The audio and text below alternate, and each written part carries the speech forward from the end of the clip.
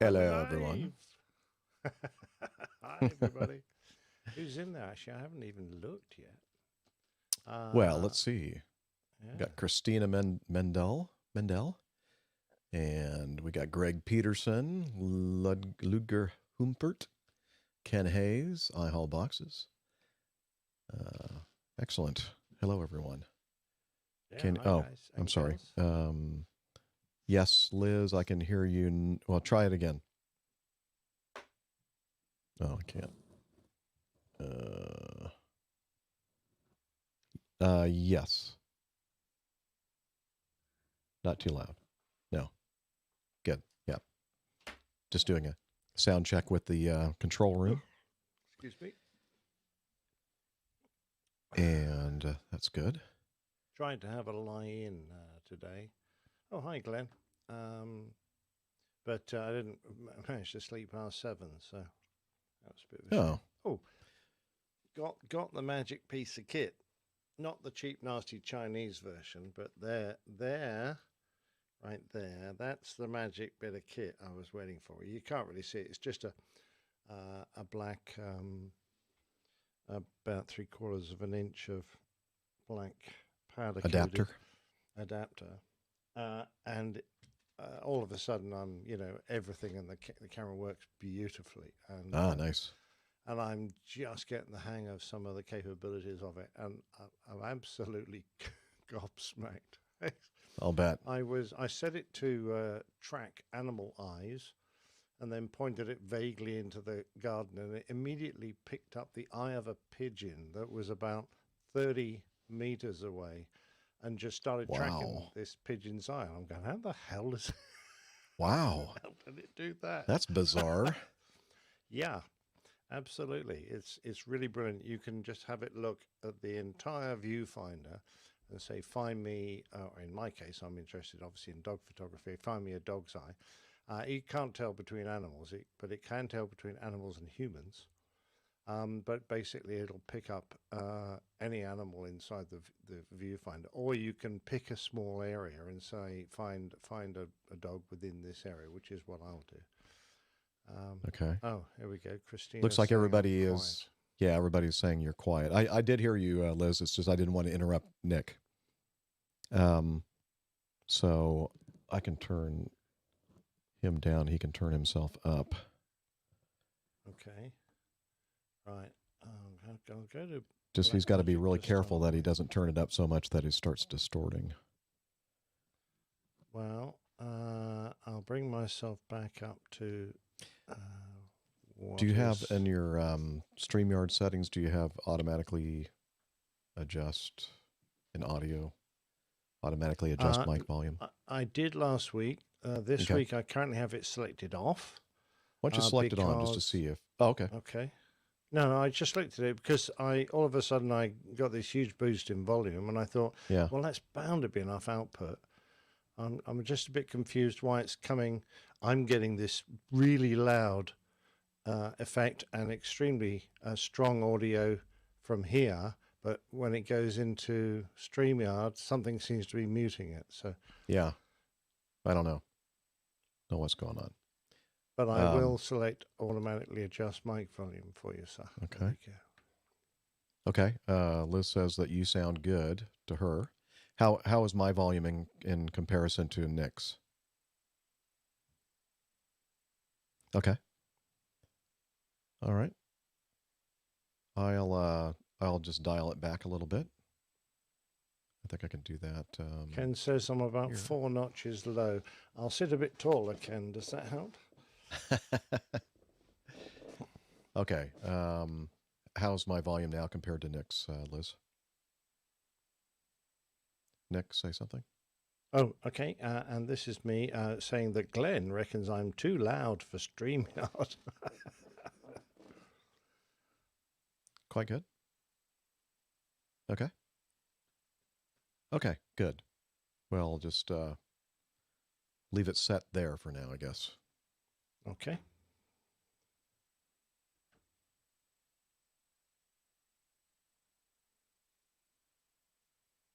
Yep. Probably.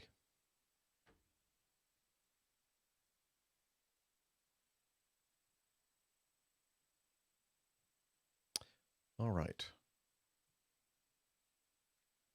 Excellent. Oh, Nick just flew away. Oh, no, he's flying back. Wow. Nick I'm is just having playing with fun my with magic box. I do love it. the video mixer. Yeah. Yeah, good point. Liz is asking me to let everybody know that the reason why we're kind of like not in a hurry to get things going right away, although we probably will soon, but we're waiting for Steph to join us. She should be joining us maybe about a quarter after, and then Rick is going to try to join us about 4:30 Eastern time, if he can, or at some point thereafter. So that's what we're doing here, trying to get everybody together. Yeah. Yeah, I am. I'm I'm hanging out just with the curious, wise men. Jeff. In the last audio you edited for and Yeah. put out on the podcast audio, did you use the internet audio, or did you end up using the audio I file? used yours. Yeah, I was a bit disappointed in the smoothness of that audio. It sounded Uh-huh. a bit what's the word I'm looking for? A bit sharp, a bit Yeah. not very mellow. I don't know why. Yeah. I wonder if I have my settings right. I don't know. I have to say that you sound much better using the Motu interface than you do with that mixer that I sent to you. But the problem with it, as we know, is in order to use the ATEM audio and the syncopation between your lip syncing and all that kind of stuff, it won't work. The Motu won't work with it. So maybe we need to come up with unless some we do away with the lip sync. But yeah. I would have thought that this very expensive and good quality interface would just perhaps it needs just setting up properly. Perhaps I need to play with it a bit more. I think maybe we just need to take some time between shows and just kind of go through everything just to make sure we have it all set up right. Absolutely. Yeah. The only other the difference between the two is that the Motu, when you're using that as an interface, we're using the digital audio converter built into that, which is a pretty high quality one. Whereas with the XR12, it's completely analog. There's nothing digital. It's not converting anything into digital. It's whatever you're putting it into is doing the digital audio conversion, and it may not be as good as what Motu does through the USB, if that makes sense. I wonder if you could run the XR into the Motu and then into the Blackmagic. No. No? Don't think so. Oh, that's a shame.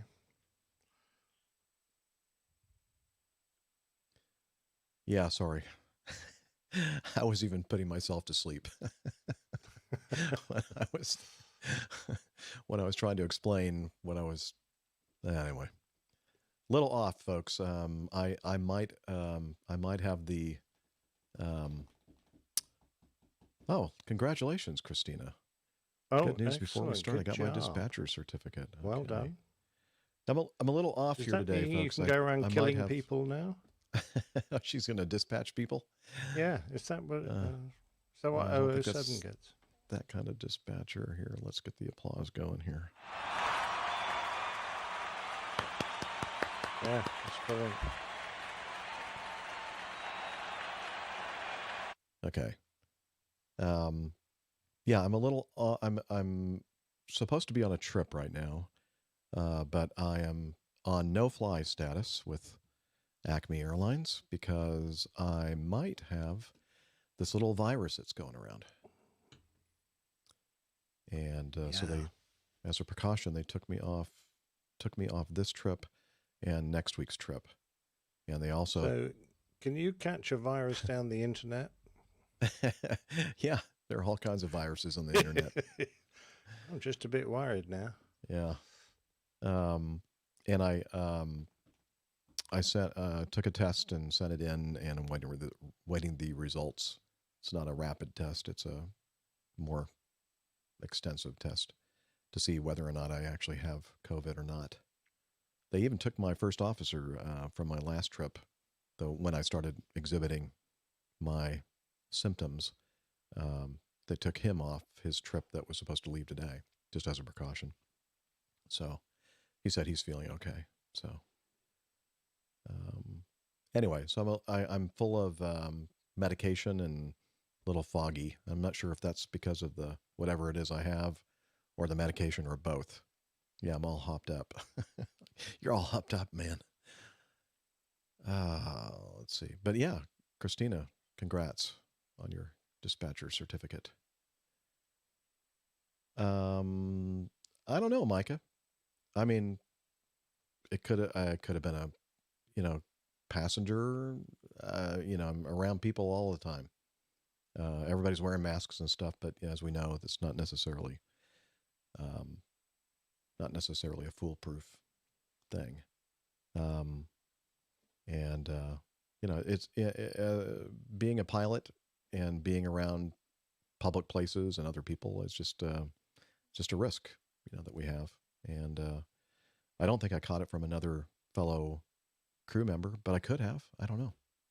I have really no idea where I could have picked this up. Nobody in my family is sick, and I'm on full quarantine at my house. So I'm staying away from everybody. Okay. I was just thinking, while we got nothing to do, I could mess with this equalizer. Okay. See if I could make my voice sound like yours. Oh no. Liz says, "Oh no, don't do that." Sorry, I can turn it off if I want. Let's see. Dr. Steph. Hello. Oh, there's Dr. Steph. Wow. How are y'all? Hello, I know how Jeff hello, is, so hello. sorry. Hello. How are you, Nick? I'm doing fine, thank you. So I'm just equalizing myself. I have no idea what I'm doing. Oh, don't do You that. seem very unequal to me. It's concerning. Yes. All of a sudden, How you now, like brown this. cow? Have I done the thing? Yeah, it sounds You've not screwed great. it up. I screwed it up. Yeah. Go on. How about now? How Control about now? room says, whatever you've done, don't do it. Oh, Don't go do on. Undo whatever you did. How's that? Is that good? Is that good? Trouble is, I can't hear. It doesn't appear to be any change. No, it's like you're lower volume than you were before. Is that good? No? Mm-mm. All right. I've turned it off. Is that better? Ah, yes, that's much better. Oh, damn. Just don't. Yeah. Liz says, hands off the controls, Nick. Hands off the controls.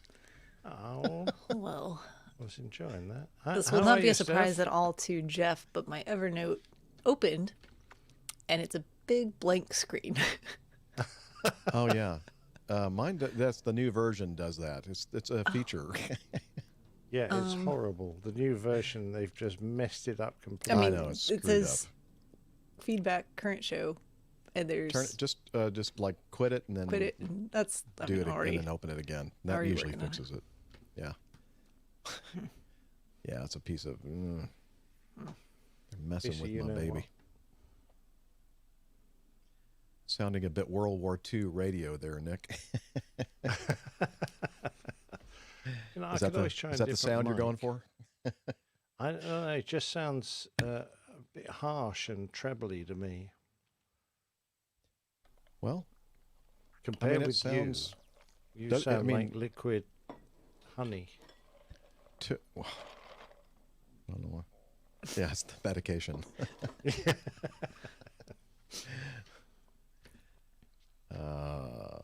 Let's see. Let's see if I can turn that off. I'm going to block the camera here for a second. Okay, bye. No. LG is supposed to stand for life's good, isn't it? I think so. No, that's what they say, but it's not. It's not true. It's a no. They just use that as part of their little marketing okay. thing. Are you going to the toilet back there, Jeff? He is. I thought I'm so. adjusting something on my channel strip. Uh-huh. Uh-oh. No, I mean it's hard to explain, but my monitor is in the way of my what's it called, 286S mic preamp processor. I'm trying to take out some of that. What did you describe it as, Nick? Very tinny and harsh, and No. You the opposite. You said that I sounded like. oh, you sound beautiful. You sound like honey. Something Your about golden voice. honey. Golden honey. Yeah. So I'm trying to take the golden honey out. No, leave it in. It's good. No, I want to be like everyone else. I don't want to be any better. Oh, he's saying we sound like crap, so. Yeah, exactly. You want to sound No, like you guys crap too. You guys sound like you normally sound to me, which is Actually, crap. do you sound a bit quieter now all of a sudden? okay. I do? No, Jeff. Jeff does. After he played with himself for a bit. Oh, well, you know. It took a little out of tiring. myself, I guess. So should I twiddle the knobs again? Well, you could triple yourself back up again. Yeah. Oh shoot. Okay, hang on. Woo! Oh yeah, that's good. This better be the best sounding audio ever. Yeah. All right, now I'm back. Enough of that. Let's see. Let's Brilliant. make sure we have a good sound check here on this. You're listening to the Airline Pilot Guy Show. The view from... How's the volume on that? Sounds okay. Okay. That's okay. New York City! Yeah, need to adjust that. New York City! Kakalaki, kakalaki, kakalaki all day.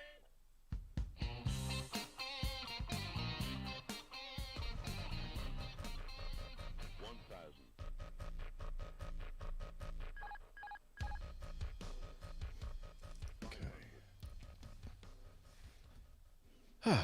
Anyway. Record. Oh. Do you have audio hijack up?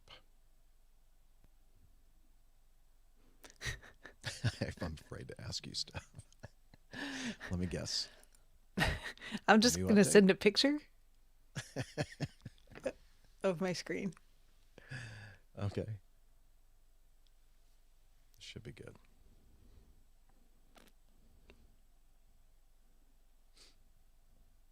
There you go.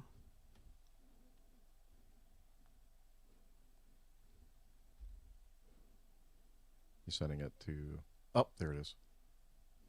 Oh, okay. Yeah, just hit update. It doesn't take long at all. Okay. That's actually pretty fast.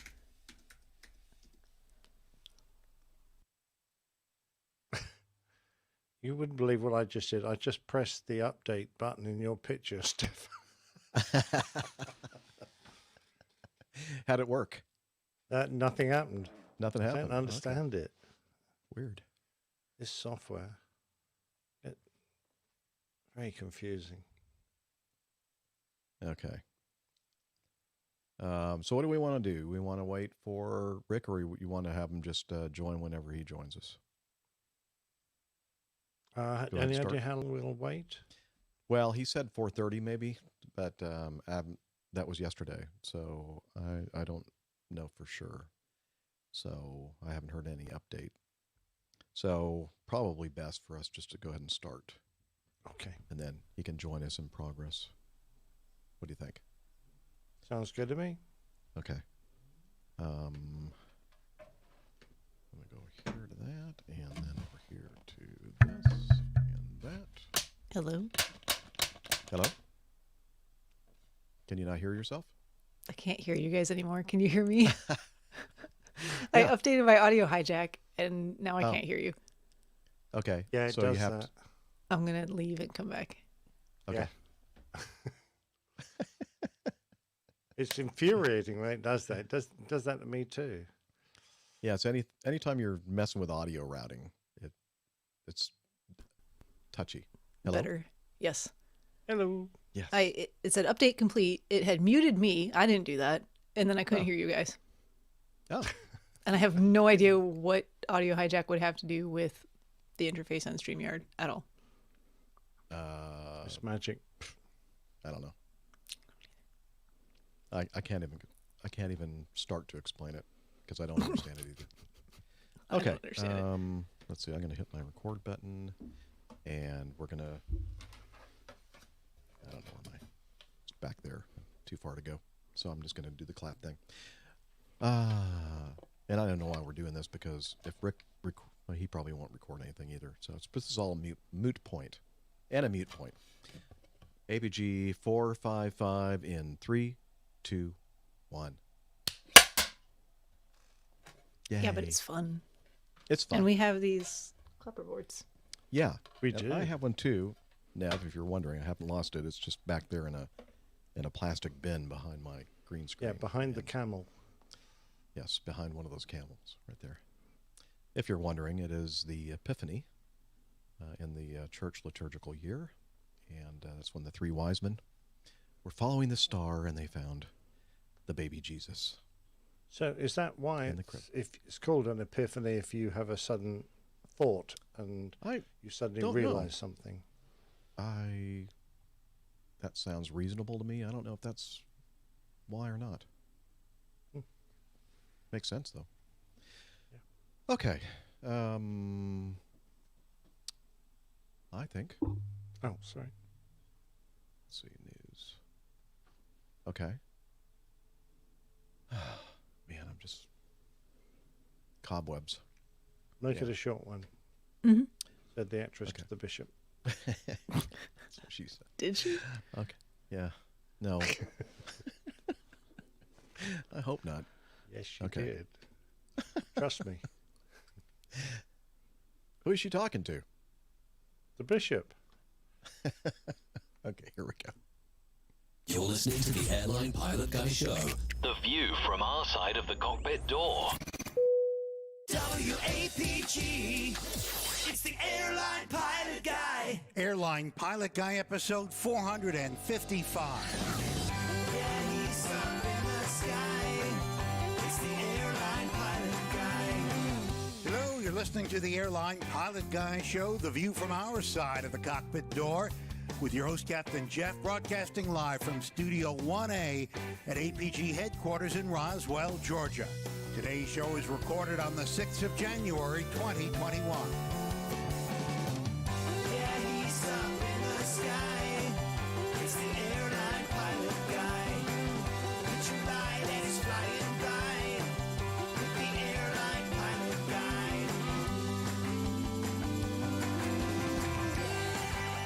Guy. In today's episode, British scientists find a carbon-free way of creating jet fuel. Safety inspectors list the probable causes for a Shanghai Airlines 737 landing on the wrong runway in South Korea. More news, your feedback, and today's plane tale, 101 seconds. So get all settled in. Tray tables and seat backs in the upright and locked positions. Electronic devices powered on. I'm Radio Roger, and Flight 455 is ready for pushback. Thank you, Radio Roger, an award-winning TV and radio reporter currently at the #1 all-news station in the nation, 1010 Wins. New York City! And you're listening to the Airline Pilot Guy Show. It's an aviation podcast covering the latest in aviation news, covering your great feedback. I'm Captain Jeff, a pilot at a major legacy airline based in Atlanta, GA. And joining me from her lakeside studio in South is a doctor, skydiver, marathon runner, strength training junkie, IPA connoisseur, and commercial multi-engine instrument-rated backstabbing jumper dumper, Dr. Steph. Hey, Captain Jeff. It is so nice to see you gentlemen this evening. Looking forward to a great show. It's good to be back. Excellent. And also joining us from a studio in the English countryside, professional photographer, former RAF, RAAF fighter pilot, retired captain for an international airline based in London. It's Captain Nick. Hi there, Jeff, and hi, Steph. Lovely to be back on board in this new year. Great to have everyone back together now. We're going to be joined by Miami Rick at some point, we're hoping. But until he does, let's go ahead and start covering the news.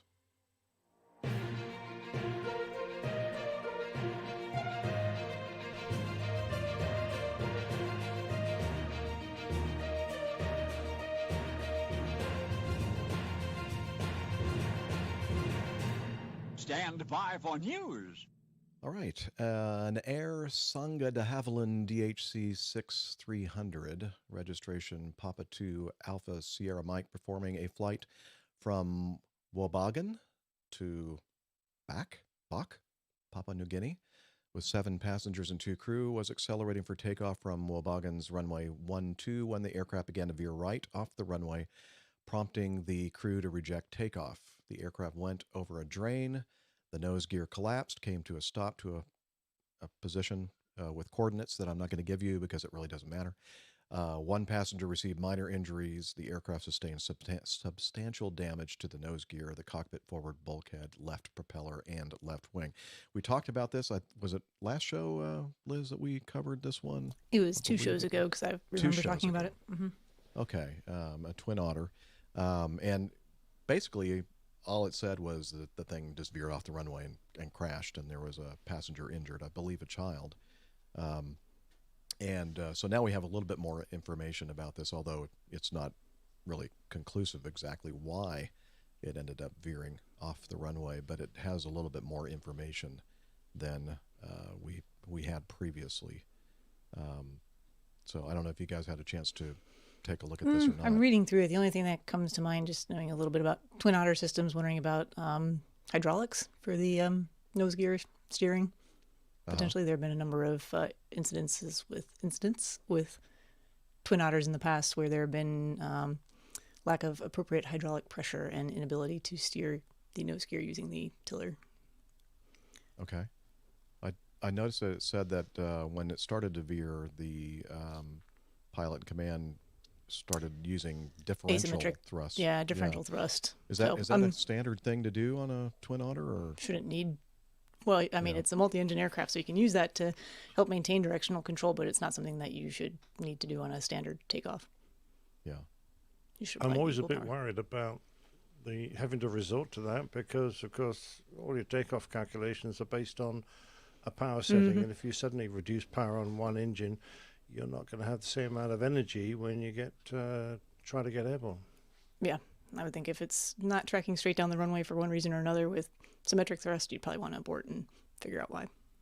Yeah, right. I noticed that they make a point of stating that he did his 180, and as he sort of turned out of it, he went straight into the takeoff, applied full power, and I've seen people do that and become a bit of a cropper. So you also need that hydraulic for brakes as well. Same hydraulic system. So. Oh yeah. Mm-hmm. But I mean, the hydraulic systems work at idle power, so he hopefully would have noticed, wouldn't he, if he. Hopefully, I mean, I don't know. I'm just taking a guess here. So. Sure. It's just that I've seen people just try and get the power on just a tiny bit too quick, and got it on a little unevenly, or before the aircraft was perfectly straight, and then ended up in a bit of a wiggle down the runway while they try and sort everything out, which just for the sake of a few seconds, just to make sure you got the nose wheel straight, you're on the middle of the runway, you're steady and pointing down the runway. I don't know if that's anything to do with this, but it's just perhaps worth mentioning. Mm-hmm. Yeah, I think we still need more information, perhaps. But yeah, we have a little bit more information, but not conclusive information yet, I guess. All right. I don't suppose there's much of a a little recorder in this airplane, is there? So Depends. we won't find out too much, will we? I don't know, to be honest. Depends on the operator and the regulations and everything else. What was What's he that, doing? Nick? What were you doing? Peering over the top of You something. had to see me before trying to peer over the little news logo Oh, in the yeah, corner. Okay. I guess now that I've stopped sharing the screen, it just doesn't work. Yeah. No. Okay. And as long as we're having a technical aside, it looks like Rick is trying to join us, and he's having some kind of an issue with his computer. I can't really read. What is it on the screen? Working on updates. Don't turn off your computer. Nice. Well, that's good news. That means that he'll be joining us soon, hopefully. Yeah. If it's Windows in 57.5 minutes. Yeah, maybe halfway through the show. Okay.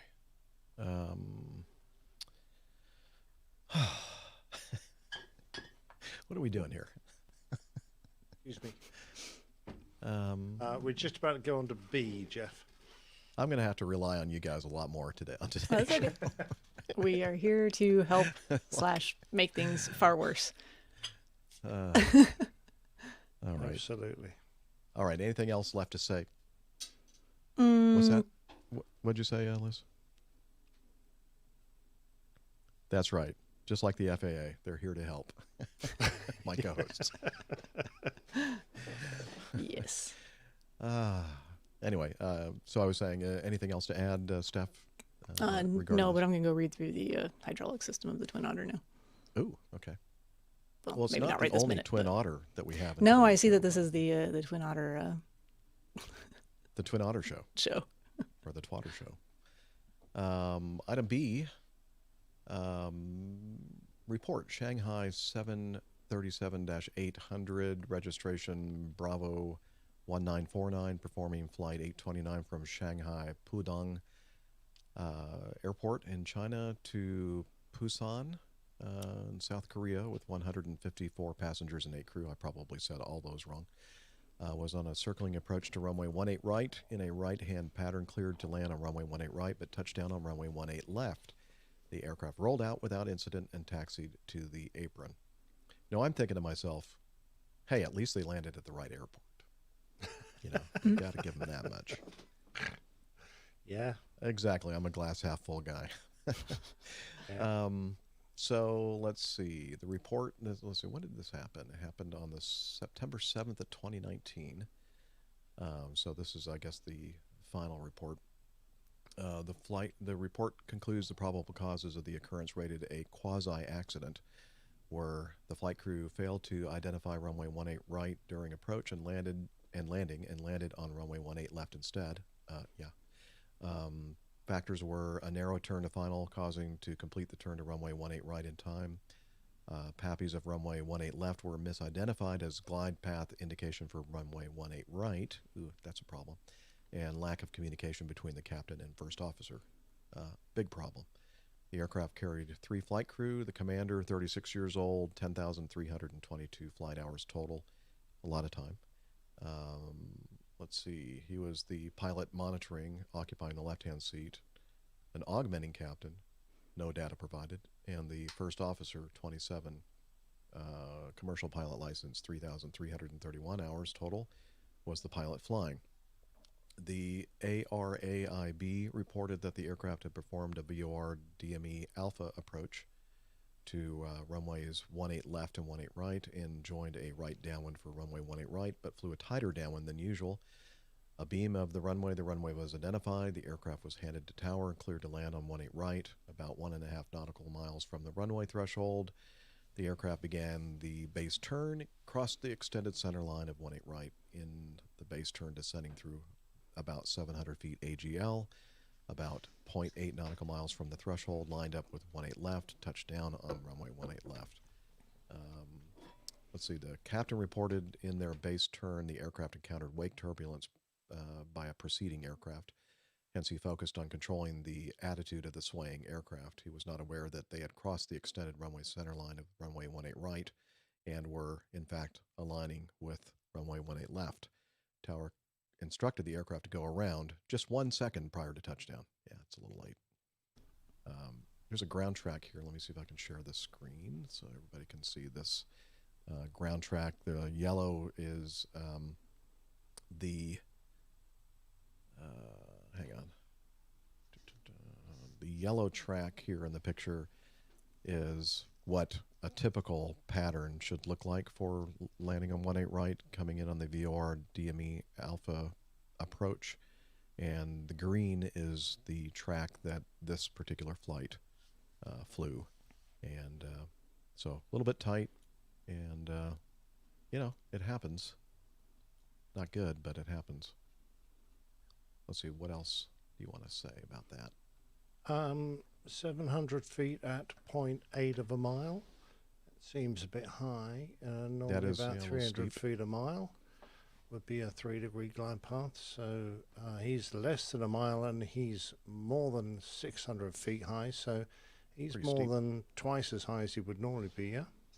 Yeah. Mm-hmm. I think that one of the factors they said here was that there is high terrain just to the north, and perhaps, keeping that in mind, the captain felt like he had to fly, or no, I'm sorry, the first officer was flying, had to fly at, is that right? See, I'm already questioning myself. Yeah, the first officer was flying. Probably saw the terrain and thought, I need to get, turn really tightly so I don't get too close to the terrain, and perhaps could have extended the final a little bit longer. And looking at that depicted ground track, it certainly looks like that he did cut it a little bit tight, and so he was high and tight there for the turn to final. Although he's actually done the first half of the turn very neatly. It's a nice tight turn. Obviously, if he'd repeated that in the second half, he'd have just about been perfect. But for some reason, on the latter 20 or 30 degrees, he seems to have eased off his rate of turn, almost like he was trying to get across to that wrong runway. So if he just kept that turn rate on, I think he probably would have been beautifully lined up for the correct runway. Not quite sure why he pitched it. And I mean, they are quite close. It's not like they're miles apart. So looking down one runway, you should easily be able to see the lights and the pappers of the other runway. I'm still trying to work out in my mind why they had a visual confusion there. I don't know. What time was it? It was it at night? Sometimes that can be I keep even rereading easier through this, and I because- can't seem to keep any of the details about it straight. I'm like, wait, what? Yeah. Maybe you have COVID too. Maybe. Yeah. I don't think it No, says you the couldn't. time, does it? I've read No, through it I a don't couple think times it here. does. Mm-mm. Yeah. That's interesting, because usually Simon makes a point of including that in the narratives. And it'd be nice to know the wind as well. Mm-hmm. We had a tightening or a slackening wind. The only thing that I saw in this narrative that indicated anything that was kind of unusual outside of what the crew was doing was the fact that they encountered some wake turbulence, and maybe that was just enough to throw them off and distract them. I don't know. Yeah. Yeah, I don't know. Shouldn't have been. I mean, No. reasonably common, and you can't land on the wrong way. Every time you get wake turbulence, land on the wrong runway. Yeah, it'd be a lot of people landing on the wrong runways. Exactly. Yeah. Hmm. And if there was an I don't know. aircraft in front, wouldn't they have seen the runway he landed on and gone for the same one? Unless he'd Yeah. been cleared for the left. I don't know. Maybe that's part of the issue too. Maybe they were cleared to different runways, Possibly. and yeah, he saw it the was one. just in red. following the Oh, one. that must be the right one. Yeah. Yeah, I don't know. It just seems like if you were to superimpose those tracks, the only issue was he was tight in and then turned early, and yeah, I don't know. Yeah. Kind of just ended up lining Yeah. up better for the 1-8 left. I don't know if you do the same, Jeff. We were taught to start our watt clocks when we go beam the end of the runway on the downwind leg. And then basically if you're at 1,500 feet, I think the timing is like 45 seconds, and then you start Yeah. a turn, and then you add or subtract every second for every knot of headwind or tailwind you've got, so you correct for it. But it looks like he started the turn very shortly after he passed the end of the runway and didn't apply any factor there to give him a chance to get onto the extended center line, rather than, I mean, it looks like a good fighter pilot circuit, quite honestly. Yeah. No wonder you landed on Or the jump pilot. All right. Now we Rick. know. Hey, everybody. look at that. All right. Sorry I joined a little. Yeah. It's Miami Rick. Hey, everybody. Oh man, these it's just like clockwork. You'd go to turn your computer on, and then all of a sudden there's all these updates, and then I couldn't use the Motu, so I had to revert back to my Samsung mic, and it's just one of those cold man. Charlie Well, Foxtrot situations. Technology is wonderful, isn't it? Oh yeah, love When it. it works. Exactly. Yeah. Yeah, well, we're glad you were able to join us. Thank you. We were just discussing this second item in the news, Rick, regarding this 737 at Busan. Oh yeah, interesting. So apparently that airport and Chinese airlines don't get along too well. I've flown to that airport only once, and only to the north. I don't believe they have an ILS to the south. And actually, the Chinese lost a 76-200 on a circle to land maneuver into that very airport. I think it was the first hull loss of a 76-200 in that side of the world. It's a little tricky, but yeah, I saw that. Quite the interesting situation there. Okay. Wow, I didn't realize they had lost an airplane there. Yeah, I think on it was that circle China approach. Airlines 129, the flight number. But it And was a so- very, very similar situation with a circle to land maneuver. It's I a guess really the- straightforward approach if you land in the north because it's got ILSs. Yeah. It's got an ILS, but to the south, anytime you do a circle to land maneuver, it's a little tricky because it's a visual maneuver. I mean, you have to, you go down to circle to land minimums, then you break the maneuver off, and then you have to visually circle into the landing runway. The problem is that there's high terrain just to the north of that airport, and so you have to really be careful and time your approach properly. And if you lose sight of the runway of the airport, just immediately do a go around because you don't have a lot of room to play with because of the high terrain to the north. So that's what happened there. But I saw this as well, and I was like, oh, not again. Interesting. Yeah. Okay. Well, yeah, we suspected that the high terrain to the north may have caused the pilot flying to kind of make it a high tight turn to final, and then somehow got confused at the last minute to which runway they were landing on. Yeah. So when the times that I've done circle to land maneuvers, usually the way I do it is, at least on Boeing aircraft, I'm sure it's the same way on Airbus and other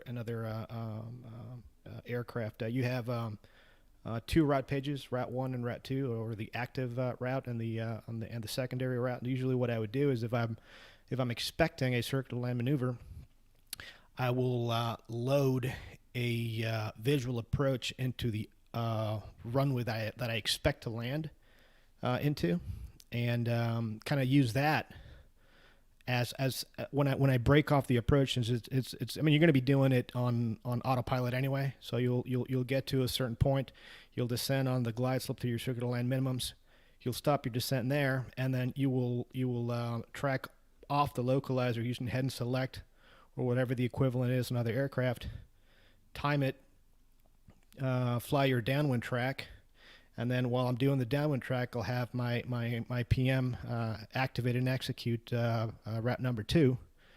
And at least on Boeing aircraft, Honeywell equipment, the system will automatically give you a 3-degree glide if you introduce a 50-foot crossing height over the threshold. So that'll project a 3-degree, not electronic, but kind of virtual glide path, and you'll have a vertical deviation based off of that, and you're able to tell whether you're high or low. And so by using that for vertical guidance and using LNAV or lateral navigation for lateral guidance, it kind of works like an ILS. You're supposed to be visual anyway, so I just use that as a backup. It was really nice on the 777, the 787, where you could actually fly these maneuvers using a mode called track select, not just head and select, but track select, and you would select that on top of the heading window there on the mode control panel. And the cool thing about track select is that it'll fly your track regardless of what the wind is. So head and select, you're at the mercy of the winds, and if you have a very, very strong crosswind, you'll either get pushed closer or further away from the airport, depending where the wind's coming from. But by using track select, the aircraft is basically flying just a track over the ground, and you can actually select specifically your downwind heading and prevent yourself from getting too close or too far away, which would mess with your timing, because you have to time the maneuver very, very precisely, especially when you fly into places like Busan there in South Korea. So I'm happy that nothing major happened and they landed safely. But this is one of those maneuvers where if you don't do it very, very carefully, you can find yourself in trouble very quickly. Yep. Well, at least they didn't, fly into a mountain. Yeah. Landed on the wrong runway, but as I said earlier, before you got here, Rick, I'm giving them credit because they landed at the correct airport. Oh yeah, absolutely. And and they didn't pull a what is it, Harrison Ford either. A little taxiway. Taxiway. They used a runway. Yeah, exactly. So got to give them credit for that too. Exactly. All right. Good discussion. Let's get back to the Twin Otter world. Oh yeah, back to the theme of the episode, or at least the first few news items. Yeah, let's see. This is a Win Air DHC-6 Twin Otter at St. Bart's on the 24th of January 2014. Aircraft on final approach struck pedestrian on road. I'm thinking, wow, must have been really low or something. Well, have you seen the approach to this airport? Yeah, well, tell us about that. So it has a very, and I actually don't know the runway heading designations here or anything. I forget. I'm sure it says in here. I'll try to pull up a picture. So actually, okay. See. I've got it here. Okay. Let's see. It's probably just best to go through and read some of this because go ahead. It will say. See if there's a better place for you to start because there's a lot of. Maybe. Yeah, it's runway 1028. So this is on approach to runway 10. So first of all, the runway has a downward slope of about 2%. On approach, about 150 meters before the threshold, the aircraft have to cross over a road. And they generally cross it no more than about 10 meters above the road because the road is elevated from the level of the airport anyway. So you're basically flying down the side of the hill is the approach path to this runway. It's actually a very interesting and challenging and technical looking approach.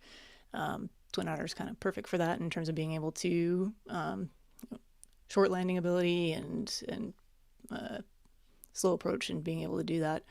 But yeah, I can see how you could potentially be a little too close there.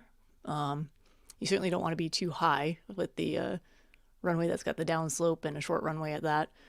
So I guess this was one of those situations where, and I'm sure this particular runway attracts a lot of attention for plane spotters and folks who want to see aircraft up close and personal.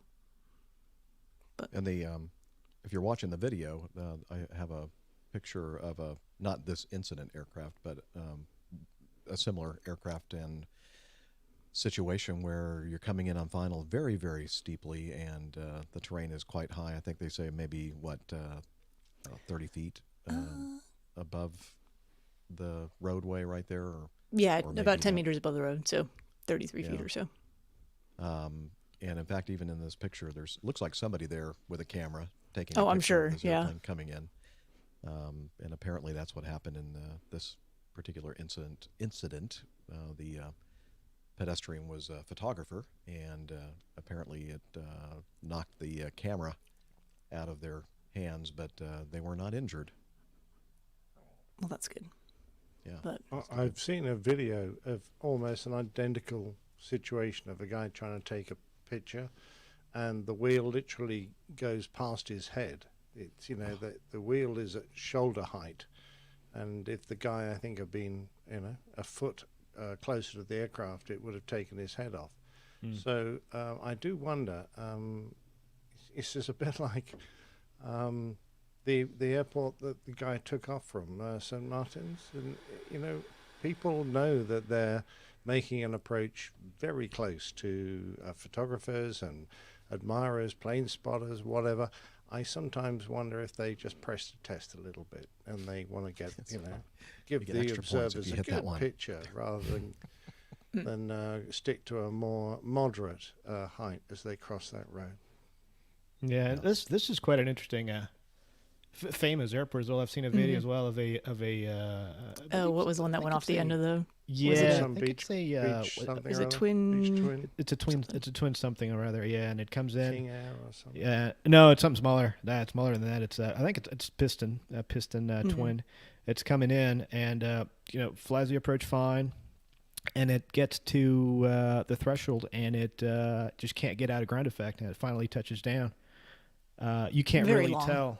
Yeah, you can't really tell exactly how far along because I guess the image is distorted from from the vantage point of whoever's taking the video. But it lands particularly long, and you can hear the guy stepping on the brakes and hoping to stop, and he doesn't, and he goes off the end there, and Yep, just kind of right into the sand on the beach.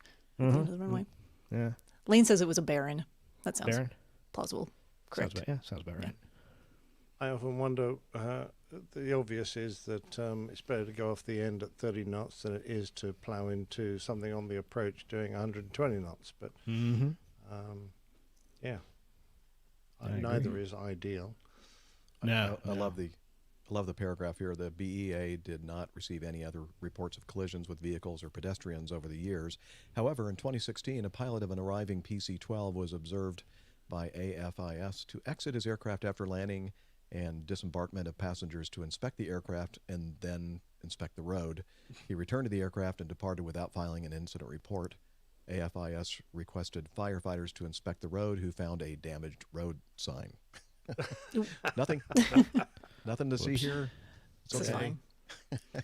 I like this too. The investigation did not determine whether the pedestrian was aware of the risk he incurred, despite markings in the area.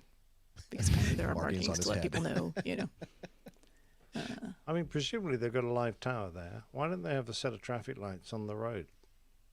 Yeah, If I don't know. it's That's a good question. A that tower? much I of don't a know that there's a concern. tower there. Is there? Is it not? Oh, There might be. okay. I'm not sure. I don't know. I don't either. Someone will tell Anyway. us. Bunch of cowboys. I have not been there, obviously. Too rich a place for you, Liz, you say? Okay. I see on the picture of that twin otter going over, there's a bloke with a big spear. So I perhaps see he's that just too. trying to pop some of the tires as the guys go over. He's trying. It's an interesting place for a statue like that. Yeah, and there's also a big white cross, a religious cross on the hillside just a little bit further up. So I'm assuming that's someone who didn't quite make it over. Well, at Oh, least is the there just for- windsock is pointing in the right direction. So That's true. Yeah, it is Making the absolutely correct dead approach there. straight. It's good. looks Good like Right to down the know. 15 knots to me at least. Yeah. All right. Next item in our news notebook from Robert. He sent this in. And he said, Happy New Year, crew. Just making sure this news made it into your queue. And it's a link to an NBCnews.com article. And it has basically it's a picture. Let's see. I'll go ahead and no, I'm not going to share it. It's one of those pictures of all the airplanes and like a radar 24. What is it called? Radar 24. Flight Radar 24. Flight Radar 24 depiction of all these. Sorry, I'm a little foggy-headed. Flying over the country, and then right over the state of Texas, it's like a big giant vacuum. There are no airplanes. A void. At all. Yep. Yeah, a void. Yes, DFW ATC closed due to COVID-19 cases. All those connections, all those crew. This is going to be a logistical nightmare. This has been happening quite a bit in the past several months, where somebody has been diagnosed with COVID in a facility, and they go, well, going to have to do a deep cleaning of this thing. And there have been sectors closed on and off, and not just DFW, or I guess this would be Fort Worth Center. I had a flight, other I think it was centers. Washington Center, that was closed one time. Yeah. Where was I going? I forget. Somewhere from Charlotte to the northeast somewhere. Mm-hmm. And we basically went out over Ohio to get there.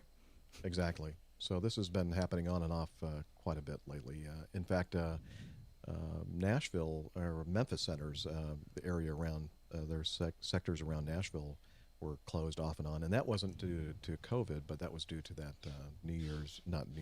Christmas Day RV bomber there in downtown Nashville. I guess they had some issues with. Yeah, that would actually. I was up and about when that happened, and ATC 0.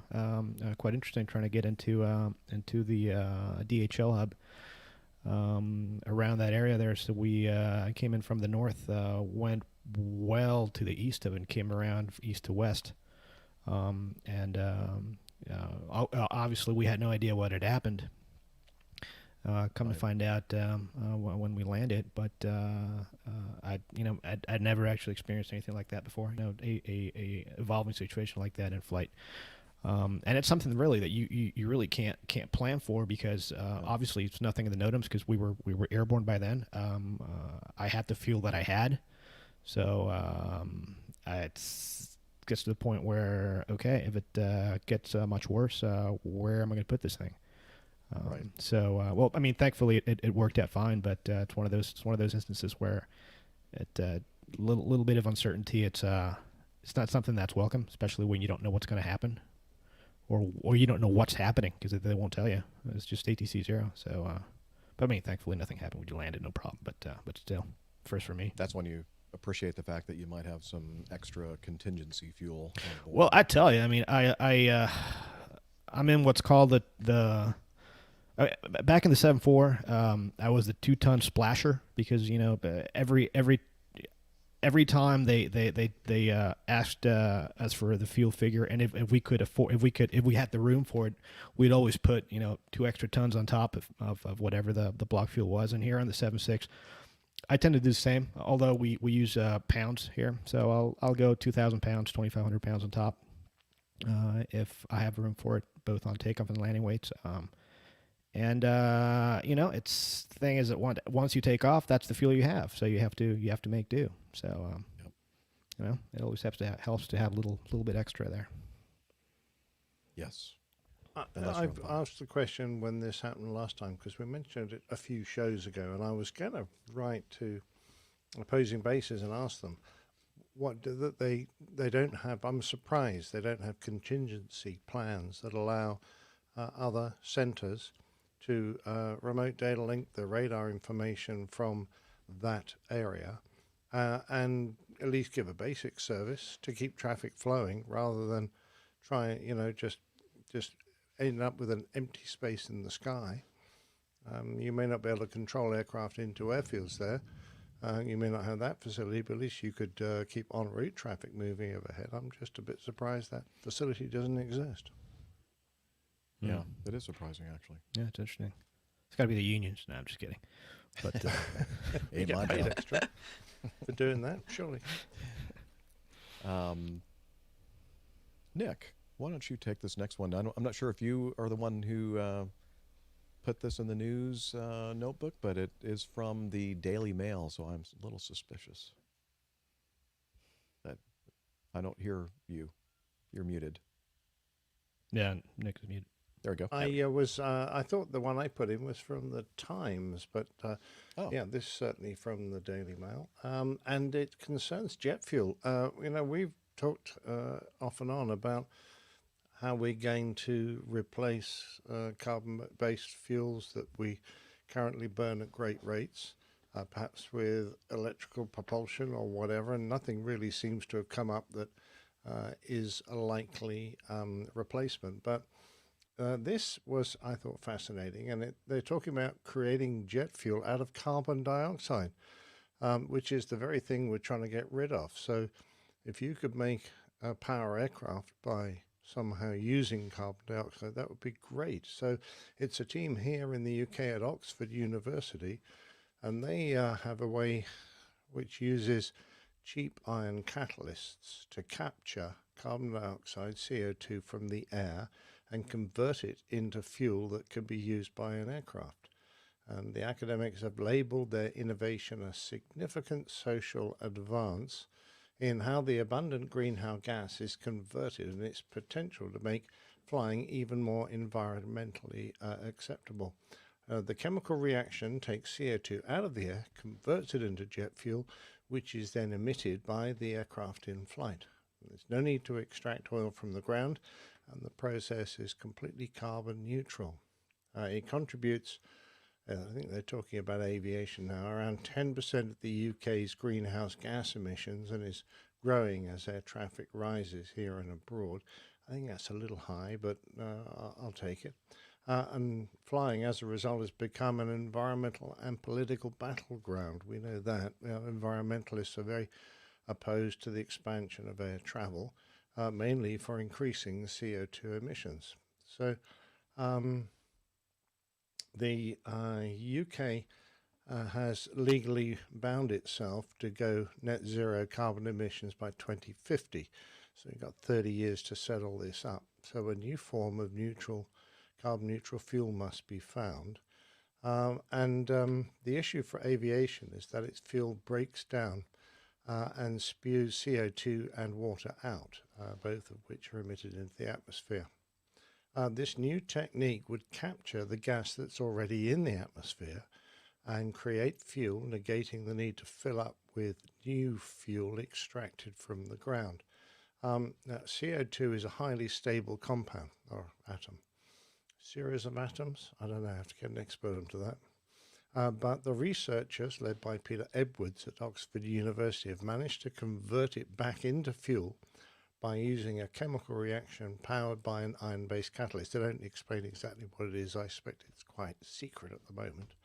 At low temperatures and adding hydrogen. So hydrogen is obviously quite volatile. It would make a very good fuel, hydrogen. I mean, they're going to use it in hydrogen converters in cars and things. So that would obviously be a pretty efficient fuel. And he said the breakthrough could put Britain at the forefront of a revolutionary new green industry. They're basically selling themselves, so I'm not going to read all this stuff out. But they reckoned that this professor said he expected he could scale it up in 2 to 3 years to create jet fuel in large quantities. And he said our vision is that the world can see that captured CO2 can be used as an energy carrier to enable sustainable aviation. Well, if he can do that, I think it will just really have solved one of the major problems we have in the aviation industry. Everyone's trying to offset carbon, but if by putting an aircraft up that actually burns CO2, we're really going to turn the aviation industry around with regards to our environmental impact. I think they're working very closely with the Department of Candy Canes and Unicorns. Well, I must admit, when I first read it, I thought perhaps, is this for real? But I know. I mean, this can't be right. No, you wow. think it's impossible. I don't know. Yeah, I hope that they're onto something. Well, so do I. But I think, but personally, I'll be quite surprised if we ever hear of this again. But you never know. Quite possibly, yes. Yeah. Interesting concept, though. Yeah. Yeah. I mean, I like the outside of the box thinking here. Let's, Me too. Yeah, all this CO2 we floating need creative around, people to let's solve get some rid of of these it. Yep. issues, Yeah. What is it? They said that they iron catalysts to capture the CO2. Yes, I'm not quite. Iron-based cheap as well. catalyst, and then you've got to introduce hydrogen in there as well. So I'm not certain how it all works. I know a jet engine will burn just about anything. You can chuck coal dust down a jet engine and it'll fire up and run. But Okay, come on. There's a mad dog Make a in joke there about that. somewhere. Serious. Certainly. I'm ready for it. All right. Well, interesting. I hope that we learn more about this and it's something that's really going to happen. Yeah, it'd be good. All right. Thank you for the segue, Liz. So we were talking about landing at the right airport earlier. Actually, Let me did. guess. Someone landed at the wrong airport. Yeah, well, sort of. Nepali airline Buddha Air flies passengers to the wrong airport. So I think the pilots landed at the correct airport. Were they It's just- intended to? yeah. Where they, Just where not they were the thinking they were passengers did supposed not to. intend to go there. No, the passengers Okay. did not want to go there, apparently. The domestic airline departed from Kathmandu's, what is that, Tribhuvan Sure. International? Yeah, okay. On December 18th. From there, it flew northwest to the country's second biggest city of Pokhara, instead of going southeast to the flight's intended destination, the southern city of Janakpur. The two cities are about 250 miles apart. Executive officer at Buddha, Asta Basnet, executive officer at Buddha Air, tells CNN Travel that the mix-up was due to two factors: lapses in communication and failure to follow detailed standard operating procedures. Okay. In simpler terms, it was just a mix-up. Due to weather conditions, many Nepali airports open later in the day during the winter. Because of that abbreviated window, it's not unusual for multiple flights to leave in a short amount of time, and evidently that led to confusion. Still, despite the surprise the passengers must have gotten when they pulled into the wrong airport, the situation reportedly went relatively smoothly. Once Buddha Air became aware of what happened, they had the pilots take the passengers on to Janakpur as planned. There are no direct flights between Pokhara and Janakpur. I have no idea how to pronounce these things. That sounds right to me. Janakpur. So the airline was granted special permission to fly there. Yeah, I'm not sure how doing something with your manuals or standard operating procedures would have. Yeah.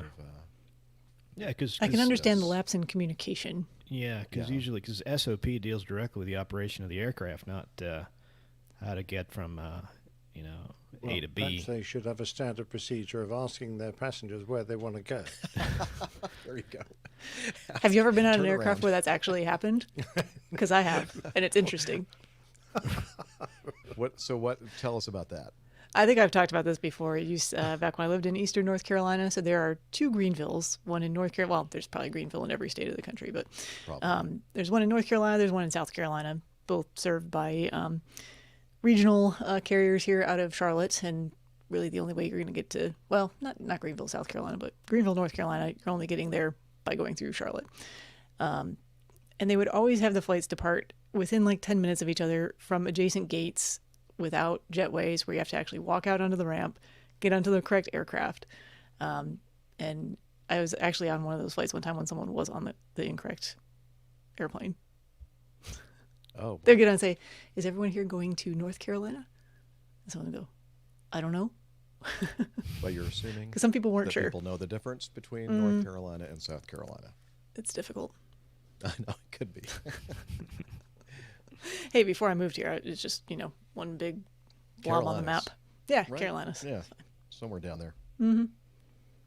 Anyway, interesting. Okay. Finally, now looking at Nick's background, fireworks going on, It's so it very kinda apt. ties in with this one. An incident that happened very recently on New Year's Eve, December 31st, 2020, an Avianca Airbus A319 got entangled with a hot air balloon that I guess was intended to shoot off it's like a firework platform kind of balloon. Let's see, what do they call it exactly here? A Pyrotechnic balloon. Yeah, pyrotechnic balloon. Reported the balloon had not been a pyrotechnics one. No, that's not it.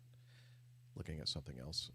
January 3rd, 2021, Columbia's Aerocivil CAA reported that the hot air balloon was made of paper, plastics, and some parts of aluminum. Here, let me show you some pictures here. It's very festive I hope looking. they weren't planning on carrying any passengers in this hot air balloon. Oh, Well, I hope actually, not. you know, Yeah, we should ask our hot air balloon drivers. Is there not one in the chat room today? I don't know. I is haven't Grant seen them. with us? Mm-mm. No, this is very customary in South America and Latin America, really. So on the 31st, To fly into balloons? well, you just light up this. It's kind of like the 4th of July Oh from my down there. God. So you just send up fireworks and balloons and all sorts of stuff, and it's quite interesting actually. But I could totally see this happening there. It made the Are aircraft these look very things festive. big? Yeah. You know, lands with all these like streamers and stuff on it. Oh, that's a video there. So yeah, look at that. I love that. Yeah. That's a nice look. I think a little bit of drag. Perfect for New Year's perhaps. Eve. Exactly. Yeah. Can you I like imagine? it. hitting that Apparently, thing? Colombia's National Federation of Pyrotechnics, FENALPI, reported the balloon had been a pyrotechnics one. So I'm not quite sure what. It was What made of was paper, it? plastics, and some parts of aluminum. That sounds like Okay. okay. Well, Well, it burst on impact with the aircraft. Funny old thing. But the airplane apparently had already touched down. So thank the Lord for that. oh, I had it. Okay, I thought it was Yeah. in flight. Yeah, I thought I got entangled No. with him on Drifted on, across the runway as he on was short- rolling out, I gather. Is that what it was? Okay. Okay. So maybe if you live immediately adjacent to a large airport or airport of any type, not the greatest idea to be sending things up into the sky. Good point. Yeah. That is a good point. You know, we don't make that enough. That point. No. No, I think we should do it at least once a show. Yes. I as a saw that public happen service in announcement. Chicago once. You know, the little candle lanterns, the ones that are Uh-huh. like just little tiny ones. Someone was sending Luminaires or those up whatever? right next to Midway, like on an adjacent street corner. So that doesn't seem like a great idea. No. No. Yeah. Excuse me. Are there airplanes that fly around here very often? How long have you lived in Like- this neighborhood? All the time? Oh, man. All right. Well, it looks like our producer-director control room has gone off air. Power failure in Toronto, apparently. Uh-oh.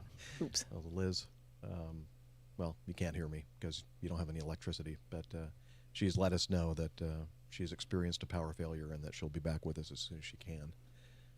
But in the meantime, we can always do this part of the show, which is getting to know us.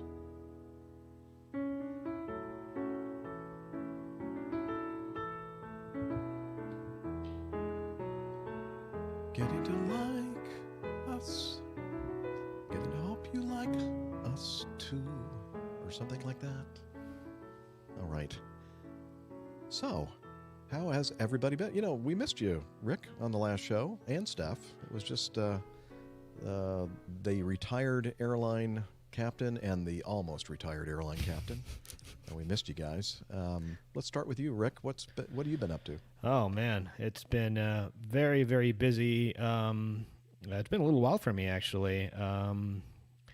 I was supposed to be on two shows ago? I was supposed to be on, and then I had it was a flight from Cincinnati to Miami.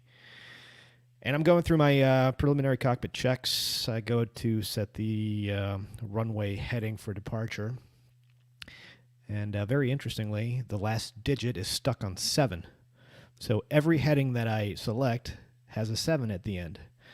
So Just I go, round well, up or down as appropriate. That's fine. well, either that or just select or just request from ATC. Just give me anything that ends in a 7. I'll be fine. I can fly heading 157, 167. 077, 017. I want to be very specific about my headings today. Exactly. So I was like, oh, this isn't going to work. So I call maintenance. I have the guys come over. They start troubleshooting the thing, and eventually they end up swapping out the entire remote control panel, and then testing the whole thing. So we ended up leaving quite a bit later than we anticipated. Got into Miami late and all that, and just the last couple of weeks in December are very, very busy for us freight haulers, picking up all the slack. Giving Santa Claus a hand here. So I did that. And then just stuff at home. other than a little bit under the weather as well. I don't know. I think I may have overdone it a little bit at the gym. So it's got this pain again on my left arm, but yeah, whatever. But I'm working through it, and heading back to work. Does here. it hurt when you do this? Don't do that. Like exactly. stretching. Exactly. If it does I was that, going to say, look, I've got pain in my right shoulder, my left arm, and my left knee. That's and different, I never Nick. go to the gym. Different aches and pains there, Nick. That's the benefit of getting old like us. You don't have to go to the gym Those to ones feel like come that. with yeah. birthdays. But no, but other than that, just just busy flying and doing all the stuff that needs to be done at home when I'm not at home. So things are good. Just staying busy. That's good. How was your? I don't think we talked to you since Christmas. Christmas good? Yeah, Christmas was good. I was flying 24th, 25th. So I actually made it here after Christmas, but it is what it is. It's one of those things where I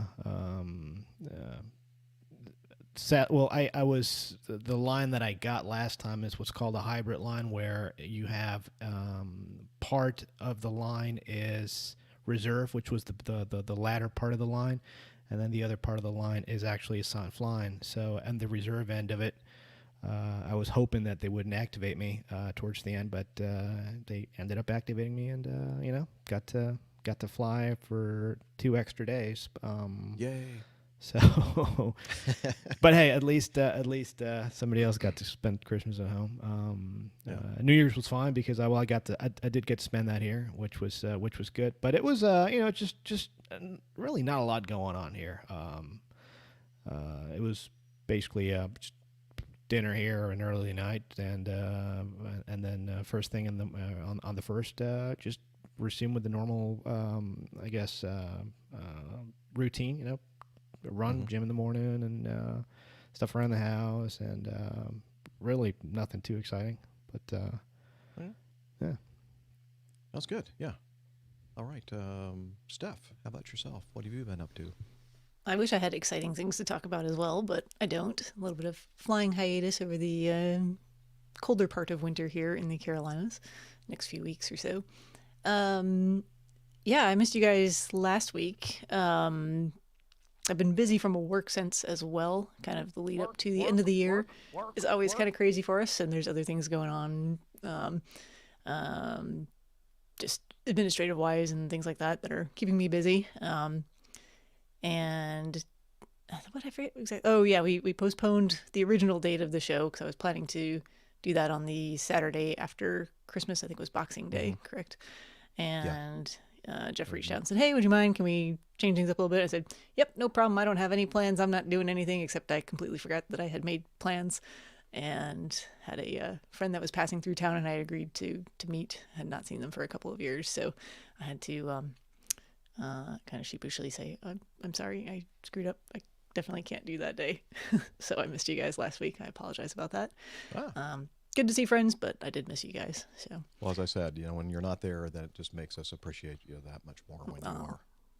Same with you, Rick. Appreciate that. Thank you. Love you guys. So the rest of the week, truly, I didn't really do much of anything. It was nice. I had a week off of work, so some time to relax and recover. And I had all these plans to get a bunch of stuff done around the house, and I got maybe, I don't know, 7% of them done. So off to a good start. Got a few things cleaned out a few closets, got rid of some stuff that, hadn't been used or worn for a while. Took care of some yard work that was, it's definitely still the middle of leaf season here. Not all the leaves have fallen off the trees yet, but we're getting close. And we have a lot of trees. So there's leaves all in the gutters and all over the yard and pathways, and kind of trying to figure out where to put them and manage them is always a little bit of a trick. So spent one whole day basically doing yard work. Had some nice weather for it, and got to spend some time with family. So all good. It's always nice. Yeah. Quiet holidays, but much needed rest. Yeah. It's that time of year. just to kind of relax a little bit usually. Definitely. Speaking of relaxing and taking pictures with your brand new camera, I was just Nick. seeing how well it would track your eyes on the screen, Uh-huh. and it's Did it? brilliant. Yeah, Oh, wow. absolutely. Yeah. Well, tell us about that new fancy, expensive toy you have there. Well, it's a Christmas present I've been waiting since June. So it was actually started off as a birthday present, but it ended up as a Christmas present. But yeah, it's brilliant. This new camera, absolutely fabulous. I've been waiting for the adapter to arrive so I can fit my old lenses to it, and that came today. So I would have been out taking pictures and having a good time. The weather had been absolutely foul. So yeah, been very dank over the UK for the last week or so. But hopefully tomorrow and the next day will be dry, and Saturday might actually be sunny. So definitely going to be taking some pictures with it. Very sophisticated. Looking forward to getting into the menus and working out how clever it is. Other than that, life ticks on very nicely, thanks. I've actually, I think for the first time ever, got completely up to date with Plaintails. So yesterday, I think I put out the one that we did on the Christmas show, or the Boxing Day show. Yeah, I just feel, this is superb. Life couldn't be better right now, thanks. Oh, excellent. Well, of course, as soon as we finish today's show, then you'll be behind again. I will, for a few days, but then you'll put that one up, and then I'll be back on I'll top get of the that world again. up there as quickly as I can. Thank you, sir. All right. Anything else? No, everything is tickety-boo here. Thank you very much. In the UK, very nice. Other than the country's in complete lockdown again. Yeah. We've got national lockdown. There's that. And probably won't be released until, people start showing the advantages of having taken the vaccine. And the number of hospital admissions drop as a result. So please, if you're out there and listening, and you are in any doubt, don't be in any doubt. Have the vaccine, protect yourself, protect others, and trust the science, please. I've always been a very science-based person, because when you're flying an airplane, there's no point in trying to dream up theories that don't really exist and fly an airplane using that kind of understanding. I'm very much a person who believes in proven facts. So, believe the facts. They're not out there to fool you. They're out there to make our lives better. So there's my party political broadcast on behalf of the vaccine supporters. Go on. Have a jab. Yeah, please. Go and stick pins in yourself. Or have someone else do it for you. Better still. See someone who's an expert in using needles, implementing such fine tools. Spoken Absolutely. from a true backstabber. No, I couldn't agree more with Nick. So, I'll be anxiously watching how things hopefully are changing over the coming weeks to months as well. Me too. All right. Last episode, I was in Norfolk, Virginia, even though Radio Roger said I was in APG headquarters, because we kind of delayed it a little bit. But I mentioned on the last episode that the next day I was going to be seeing Greg Peterson in Atlanta, and I did. He was going to fly with me from Atlanta to Chicago O'Hare and back to Atlanta. And that didn't happen, because when we were en route from Norfolk, Virginia to Atlanta that morning, we got a message from Acme that said we were no longer flying the O'Hare turnaround. We were going to go up to Newark instead. So these things always happen. Anytime you make plans, like flying one of your APG community members somewhere, it's likely going to change. So it wasn't all a loss, though. I guess Greg has a friend who is a co-host on the Next Trip podcast. His name is Drew. And he met Greg and, in turn, myself in Atlanta that morning. And then those two flew up to Chicago together. And then I think Drew, he's based in at Dulles, Washington. So he flew from Chicago back to Washington. Greg flew back to Atlanta, so it wasn't a total loss. And actually, after I got back from Newark, I hung around a little bit, waited for Greg's flight to come in from Chicago, the one that I was supposed to be doing. And then we grabbed a bite to eat at the Atlanta airport, got to visit a little bit longer, and then I had to head home, and he had to head back up to Lexington. So it was a nice meetup. We didn't do any meetup audio or anything like that. So, but anyway, it was great to. In fact, I think we have. He sent us some feedback, which we'll hopefully get to today, regarding a question he had about something. So look forward to that in the feedback portion of today's show. Let's see. So it was nice meeting you, Drew. Again, the next trip, an aviation and travel podcast with Doug and Drew. So I got to meet one half of that crew. Let's see. So I did that Monday, Tuesday trip. Then I went out on another trip, a 2-day, Wednesday and Thursday. And then I picked up a green slip on January 1st and January 2nd. And it was just a nice, easy thing. Just fly in the afternoon to Nashville, which is a pretty short little flight from Atlanta. And then they put us up in a really nice place. It's called the Gaylord Opryland Hotel. It's like this big, fancy, almost like an amusement. It reminded me a lot of if Disney World did Opryland. It was like really, really sophisticated atriums with all kinds of, I don't know, it's hard to describe, but like a little river walk thing going through there and boats and trees. It was all decorated for Christmas and that kind of thing. So it was kind of cool. Unfortunately, we weren't there very long. But when I was in the airplane doing the pre-flight, I noticed I was coughing. I had a little cough, and I just kind of joked with my first officer that it was just a little touch of COVID. And I think I may have been right, actually. I really feel bad that I was joking around about it because I had to contact him after I got back home from that trip the next day and said, I'm not feeling very good. And, I was joking about the COVID thing, but I don't know, maybe I do have COVID. So I just wanted to warn you, let you know you might want to get tested. And then I contacted the Acme Chief Pilot Office, and that's the protocol we have to go through if we suspect that we may have COVID or COVID symptoms. And so they said, oh, yep, sounds like many of the symptoms you're describing are definitely ones that we've been seeing with pilots getting infected with this thing.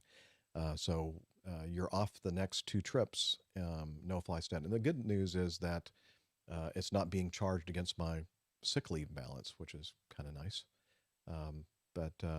So I'll still get paid for flying the trips, just staying at home and quarantining.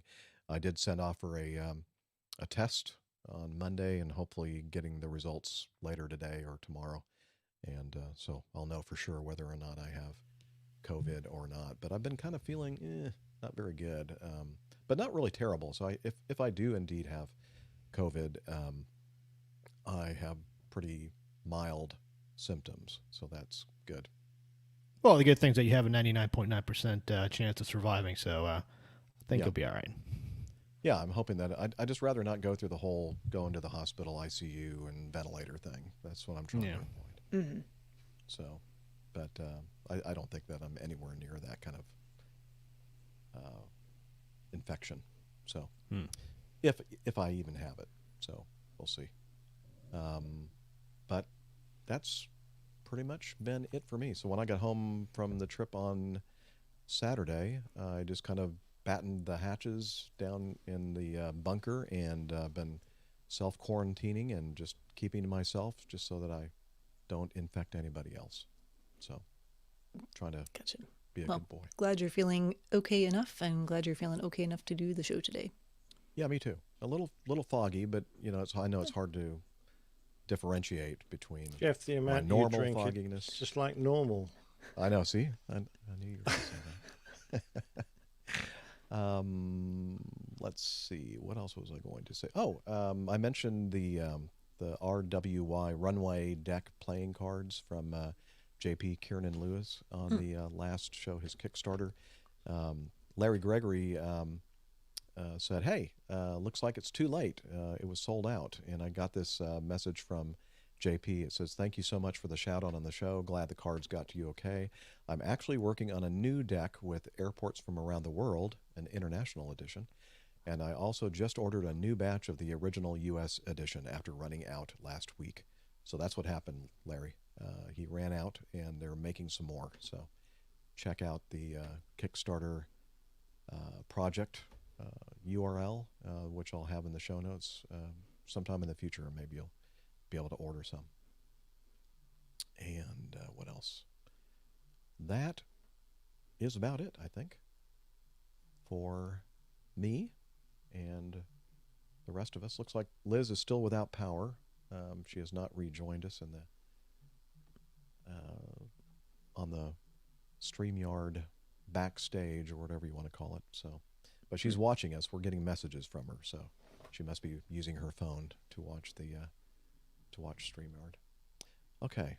Oh, look, she's even still directing. She's giving time from her marks phone, anyway. telling me, Jeff, coffee fund. Okay. Thank you. She just really Liz. wants to make sure that you stay on track with your, I know. little bit she's of good. fogginess going on. Love it. She's still in the dark here. Well, I'm in the dark here too, Liz, even though the lights are on. All right. Let me see. Where is that? Here we go. As Liz said, let's move on to the coffee fund.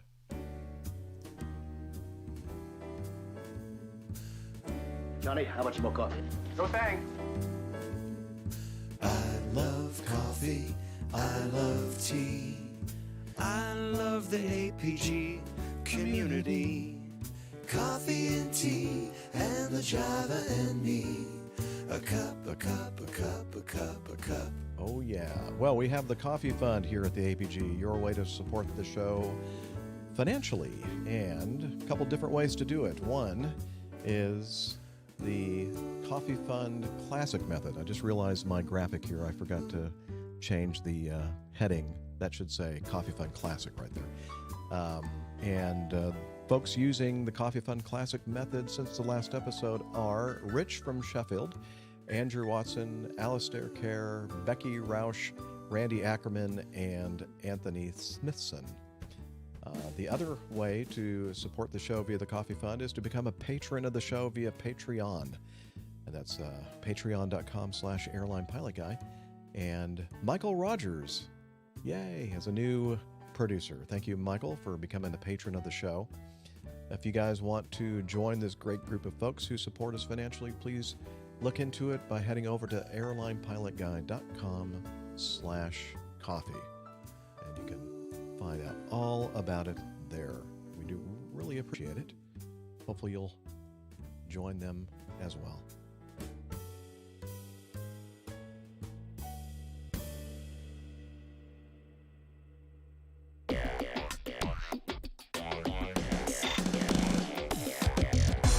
Captain, incoming message. How we doing? Good. Excellent. Anybody need to take a break, or did people take a break during the Coffee Fund, or what?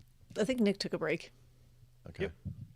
Yeah, I'm going to go get a beer real quick, and Okay. I'll be right back. I'm going to use the facilities, so have fun. We'll do our Looks like best, it's Jeff. you and I, Nick. Yeah, I know. But have you got a joke to tell? Nope. Well, after the last couple I told, I've been told I can't tell anymore. I see. Yeah, Liz just had a tried- quiet do I word have- with me. She threatened. She to stepped into report the me to HR you. role while I wasn't Yes. wasn't around. Exactly. Well, I love Liz. Yeah, I feel a bit sorry for she's stuck with no power now. It's, I know. I hope she still gets heating of some kind. Yeah, I imagine it's probably not the warmest up there right now. No. No, not good. Not good. I don't know. It's not exactly cold here, but I did have to laugh at your. 10 degrees? No, that's not cold at all. It's cold I for was here. driving my car with the roof down the other day at like 5 degrees and quite enjoying it. I suspect that your car probably is a little bit more efficient at heating with the roof down. Oh yeah, well I had the air blowers on at 26 degrees centigrade, and I had the air scarf on and a thick jacket and a woolly hat. But it was still very pleasant. Probably need all of those things. I mean, I can do okay. I think the coldest I've driven my car when the top has not been on is mid 50s, so a little bit warmer than it is right now. And it's cold. I mean, it's definitely cold. You definitely need to dress up for it if you're going to. I think that time I put my swim parka on. It's like with a hat with a hood and long. It goes kind of down to my knees. Fleece lined on the inside. Turn the seat heater on, heat full blast, and then kind of drive with your hands like directed towards the vents. Yeah, I have a couple of vents. You twist them around so they're on your hands. So right there, on the steering wheel. It's perfect. Are you talking about driving around with the top off or something? This time? Yeah, in the cold weather. Nick apparently does it. I say pass. I've got plenty of months of warm weather where I can enjoy it and not be cold. Well, you're very lucky. Yes, exactly right. I think last year the top was off the Jeep from May I compliment until you on your September. lighting tonight, Jeff. Oh, thank you. Very good. Is it? No hot spots at all. Well, you seem to have got it perfect so that your hair doesn't overexpose at all. Oh. And yet you still look very good and natural. Thank you. That's perfect. Perfect. Oh, well, I'll try there's to a bit remember of this a moment. loop of bloody cable that hangs out from the bottom of this microphone. I keep hitting it. Oh, well, you should We're gonna send Nev over there. Yeah, I'm going to get a pair of scissors and cut it off. Somehow I think your mic might not a not good work idea. correctly after you do that. Some people might say that's an advantage. It's an improvement. Oh, Liz says, I think she just said her power has returned. Excellent. Whee! Yeah. Boy, she's really good because she's not dropped the ball at all, even though she lost power at her house. She's been directing us behind the scenes. True professional. Yes. Absolutely, yeah. Unlike whatever the rest of us are doing. I think we should give her a raise, Jeff. Yeah, Double her salary? I'm gonna double it. Yeah, maybe at even least triple double it.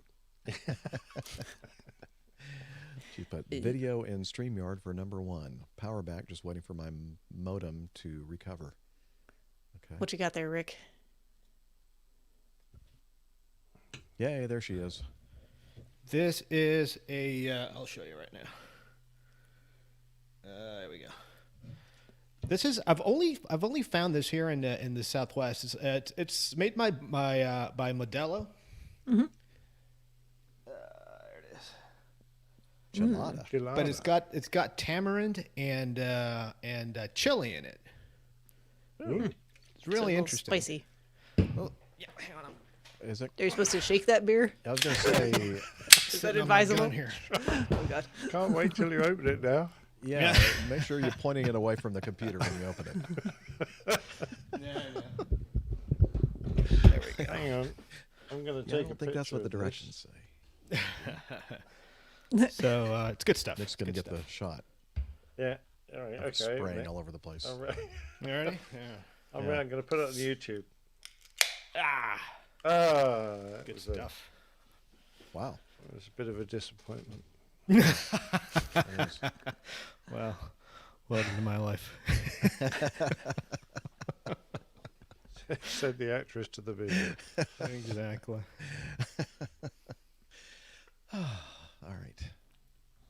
Let's. Burns on the way in and on the way out. No, that's a one chip challenge that you're thinking of, Neil. Exactly. We're going full Dana. How's that? Oh, you're Oh, with the spillage of beer. No, you're. I was trying to think of a different word for your new toy there. Oh, the addition to my armory. Yes. I'm Oh, I see. With the gun. stocking weapons was over that? here. that a rubber band pistol? Oh, this thing? No, it's slightly better than that. Okay. Slightly better than that. Do you need a permit to carry that? Well, you don't need a permit here in Arizona. I do have one, so that you can conceal carry, but you can open carry without a permit. And actually, having a permit allows you to carry in some places that you otherwise wouldn't be able to. But I mean, I've always carried my entire life. It's just that you're allowed to do it here in Arizona, just like you were allowed to do it in Florida. So yeah, it's good stuff. Now I'm thinking back of all those times. I'm glad I didn't piss him off.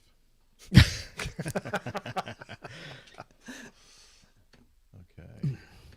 No, Glenn, you don't remove the magazine because then what's the point? You keep the magazine. You just don't keep one in the chamber, but you keep the magazine in. Well, Glenn's from New Zealand. Well, yeah, he should know. I know. He was in the British Army that we learned last week, right? I see. Yes, he was indeed. The British Army. Yeah, you weren't here, Steph. Yeah, we learned interesting information about Glenn Towler. He was a total of 15 years, I think. Wow. And the 8 active and 7 inactive or something like that. I'm sure he's going to correct me here. Okay. I guess I just didn't realize it was the British Army. So. Yeah, I mean, that's what can confuse us as well. Didn't he say he was like half British? Yeah, he's citizen? half and half. He's a bit like me. I've got 2 passports, 2 citizenship records, or 2 birth certificates. Not 2 birth certificates, but I have a. Wait a minute. How does that work? 2 different hospitals? That's a little awkward. At the same time, on the same day. My son has 2 birth certificates.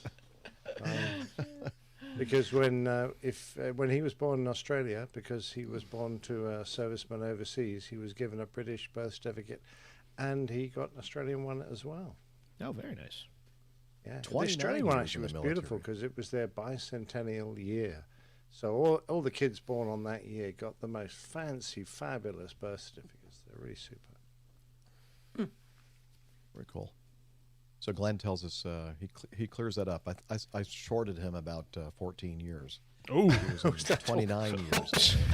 That would have just about halved his pension. That's quite a bit of time. Wow. All right. So I guess we should start the feedback. What do you think? Yeah. Sounds good to me. Otherwise, we'll never finish the show. No, we will never finish it if we don't. Okay, let's do it. Let's start off with this first one. Someone named Liz. I know who that is. It's our producer-director.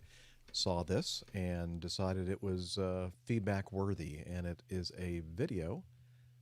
And let me go over here to the video section and hit play.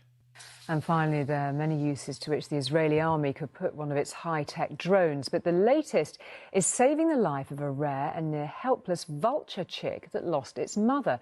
So for some high-tech military hardware, a change of culture for a vulture. She's a griffon vulture and a mother, and a member of a species so endangered she's tagged. But tragically, soon after these pictures were taken, she died when she flew into power cables. The conservationists who set up this Nest camera knew that the father left behind would not be able to rear their one chick on his own. And so a savior was sought and found. Called Mother Drone. It's been dropping food onto the cliff face ledge every 2 or 3 days. The use of the drone makes this a pioneering rescue operation, and there were plenty of risks. It was very tense. We were very afraid that it would affect the chick and it might jump off the nest or the father would attack it. The drone itself has been blurred because it belongs to the Israeli army and is classified top secret. But this precision flying is possible thanks to state-of-the-art technology that gives the operator a pilot's view. These are real drone pictures, but it's virtual reality created by a cutting-edge company that makes for this meticulous maneuvering in the tightest of spots. You must be proud of what you and your company have done. I am proud. It's another use case we never thought about. When you open a company, you build something for a certain market. You never think about all the possibilities that you might find. Equipped with the right tools, it was a special Israeli army unit that actually conducted these unique, stealthy feeding missions. The major in command, who cannot be identified, told me that to prepare, they built an indoor mock-up of the ledge ant nest and spent hours practicing on it before starting food drops for real.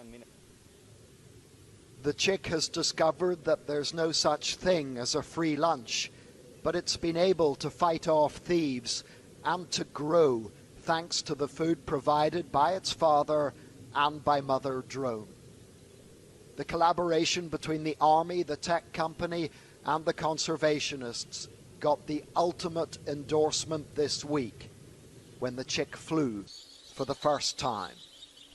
Job done. And attacked the drone and destroyed it. No, I was just going to say and flew straight into the drone and died. Oh no, that's so tragic. Would be so tragic. Well, that's an interesting. The interesting bit for me is that looks top secret drone looks like it could go all sorts of clever places. I wonder if Mossad have a few of those. That wouldn't surprise me at all. Can you imagine the kind of toys they have? Oh man, yeah, this just boggles the mind. Well, they kind of blurred it out a little bit in the video, but I'm thinking it still pretty much looked like a regular drone to me. I'm really not sure exactly what they were hiding.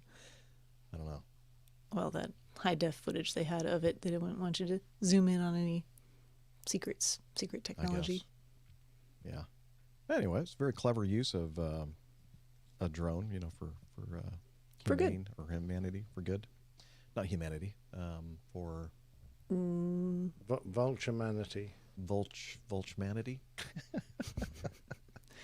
Yeah. That was a little bit of a stretch, I thought, with rhyming culture with vulture at the beginning. I was like, what are you trying to say? You're a culture vulture.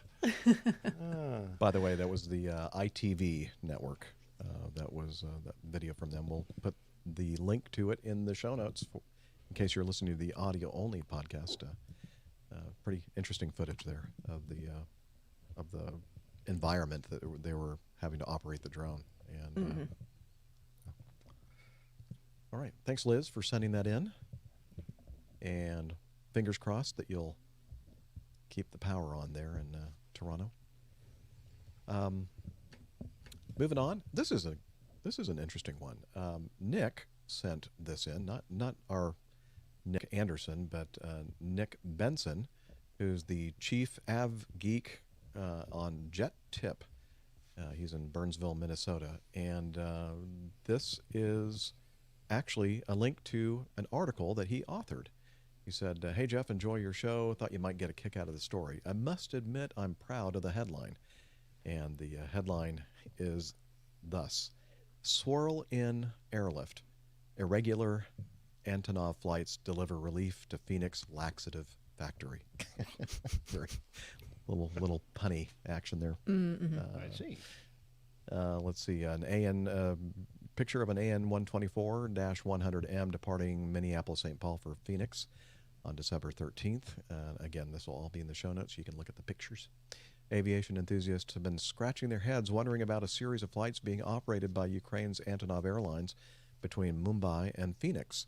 These flights have been unusual both in the number of intermediate stops being made, as many as 6, as well as their frequency. 3 of the massive AN-124s have completed the route so far, and a 4th is en route. The AvGeek rumor mill provided some hints at its cargo, with people saying it was carrying silica, seeds, or medicine. The payload is tons and tons of psyllium, a plant grown in India whose primary use is as a fibrous laxative. Coincidentally, psyllium is the main ingredient in Metamucil, which is manufactured in Phoenix. Coincidence or not? Probably not. Not. I had let's wondered see. about these 124s, because I see them out here all the time. I'm like, I wonder what that's all about. So they're just making people regular. There you go. There's a map showing the route from Bombay to, I don't know what that place is, KRW. Rick probably knows. KRW. Kazakhstan, maybe? I don't know. I don't recognize those things in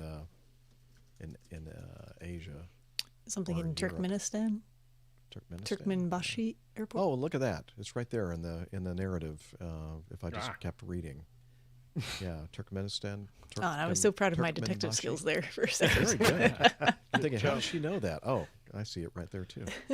And in Leipzig in Germany. That place I'm very familiar with. But it's interesting that it has to stop in Turkmenistan on its way, because it's, you can do in fact, I've done the flight from Bombay and Delhi to Leipzig in one straight shot, and it's really not that bad, but I guess weight limited. Very evenly spaced legs, Rick. I wonder. It's a lot of fiber they're carrying there. Maximize cargo, minimize fuel. Yeah, exactly. those porta potties they have on board just to have so much capacity. Exactly. You got to land, and you have to. Yeah. Let the engineers do their thing, I guess. With so many shorter legs, one could speculate they're trading range for capacity. That's what Nick is speculating. Yeah. The aircraft operating these flights are UR-82027, one of Antonov's two AM-124-100Ms, which can carry a load of up to 150,000 kilograms, which is 330,693 pounds. Wow, that's a lot. That's a lot of weight. So, a little bit more information about the AM-124 in his article, enlightening av geeks around the world about this amazing airplane. He says, but why? It never ceases to amaze me what people are interested in with regards aviation. Yeah, me too. Everyone's got their niche interest. Yes. Perceptive. It's like, wonder what's going on here. It's become more regular. Like inquiring. Irregular. Sorry. Good one. I've told the story many times how whenever there is a one of these Antonov 124s and they're about to do you get cleared direct to the point where the North Atlantic track, your assigned track for the day begins, and you find out that it's an Antonov 124. You do whatever it is that you can do to try to get there first, because otherwise you're stuck flying behind this thing, at 0.76 or whatever speed these guys do, and it's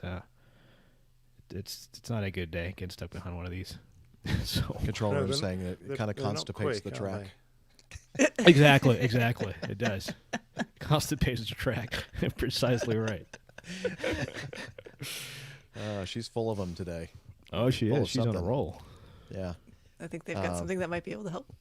Yeah. Exactly. A toilet roll?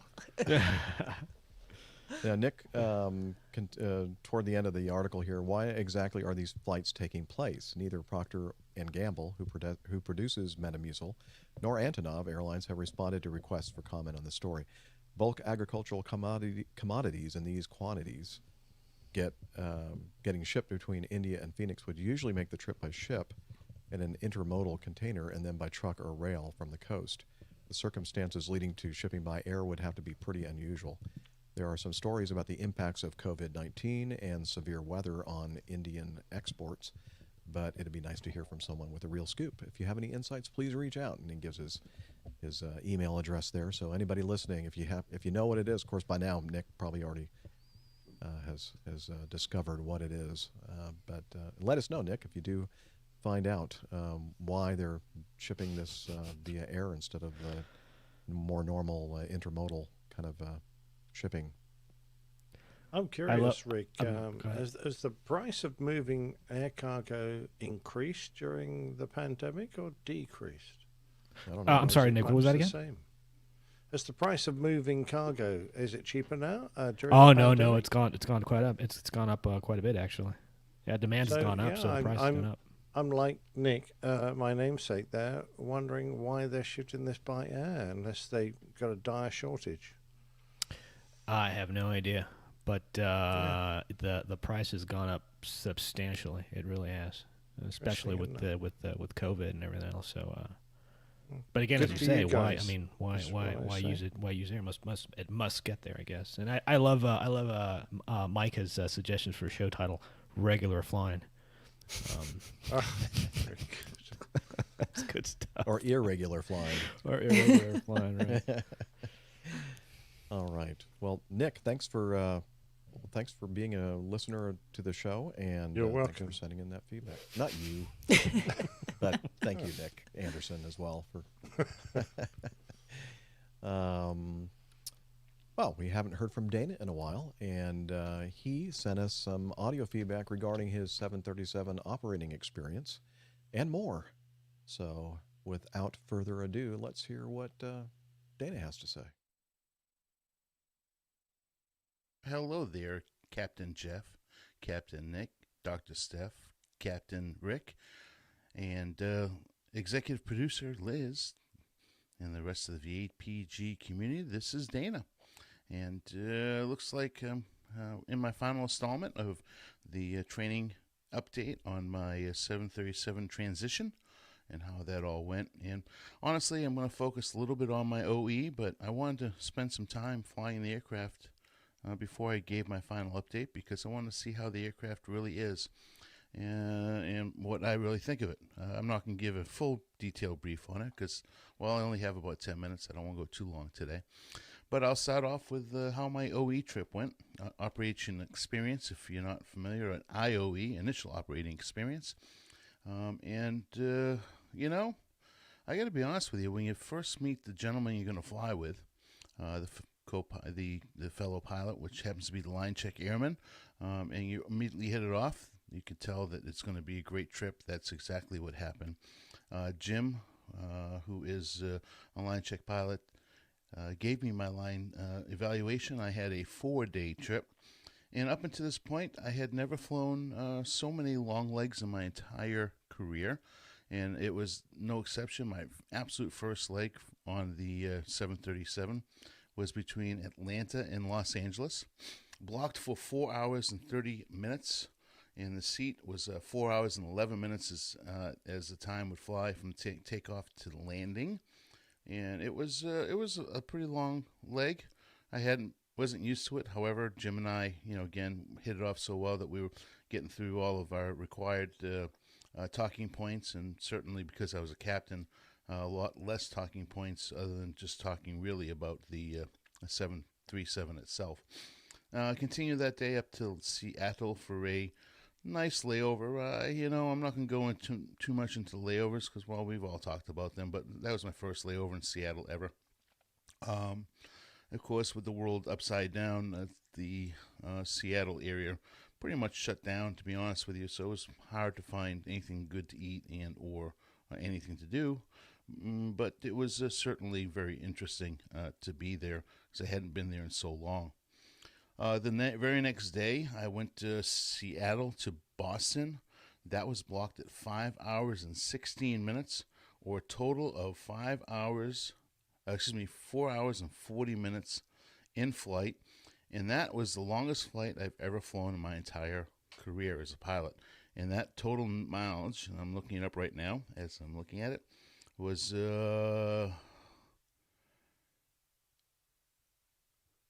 2,194 miles. Once again, 4 hours and 40 minutes. So that was one leg to Boston. Had a really nice layover there. Again, we're talking about general things about the aircraft. Then the very next day, went from Boston to Detroit, more on the length of a flight that I'm used to. It was just getting back to my schedule here because I want to make sure I've got it right. That was a 2 hour and 6 minute block flight, roughly about an hour and 45 minutes in the air. So nice and easy there. Then Detroit to Las Vegas. Again, only overnight to Las Vegas once in my career. Actually, all these places I've only been to once in my career, except for Boston. And for an overnight. Las Vegas looks like it was 4 hours and 18 minutes. I'm not going to look up the actual flight time, but that's what the block was. and then Las Vegas to Atlanta on the last day. So it was a 4-day trip, 2 legs the first day, 1 leg the second day, 2 legs the last day, and then 1 leg back to Atlanta and done. That was 3 hours and 48 minutes.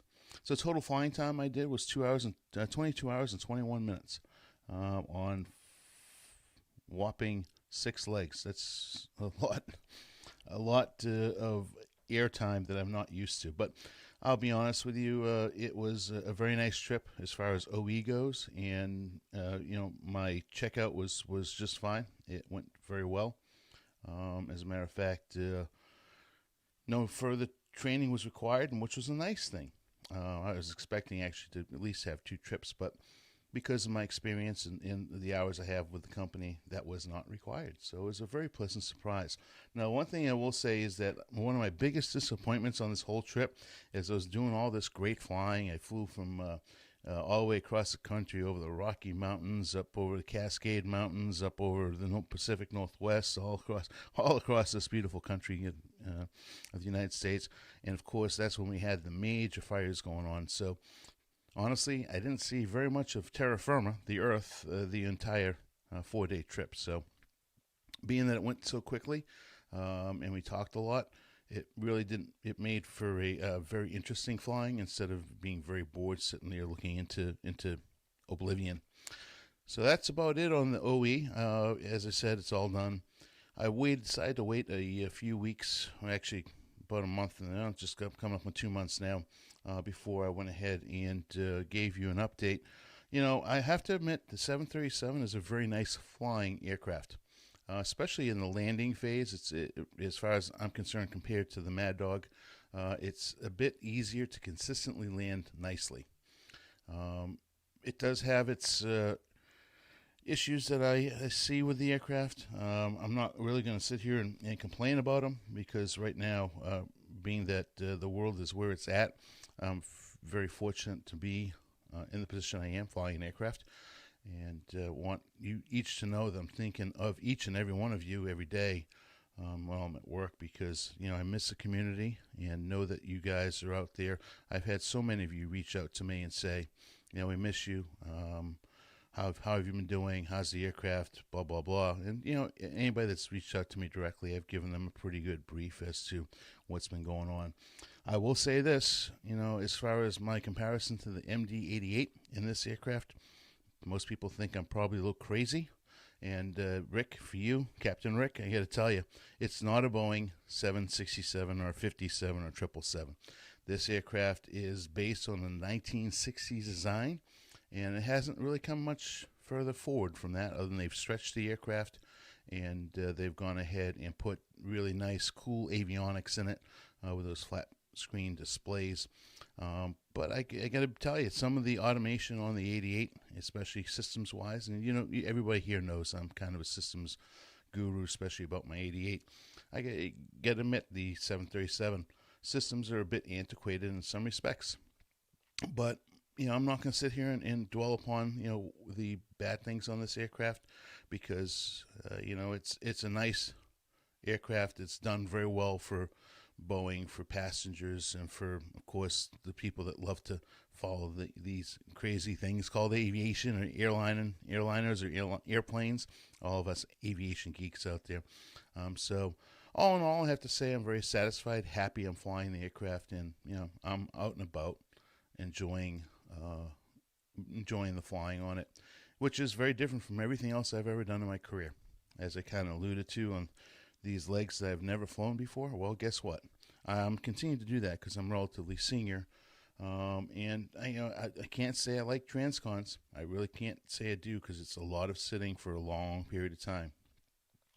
However, I am senior enough that I do have some semblance of my control in my life, like Captain Jeff and somewhat Captain Nick did. I'm pretty senior in the right seat, and my quality of flying is pretty darn good. So there's really no complaints from me there. On that note, I want to say a very happy and safe Merry Christmas to everybody out there. Happy holidays, if that's not what you celebrate. Happy Festivus for the rest of us. and to the entire APG community, I miss you very much.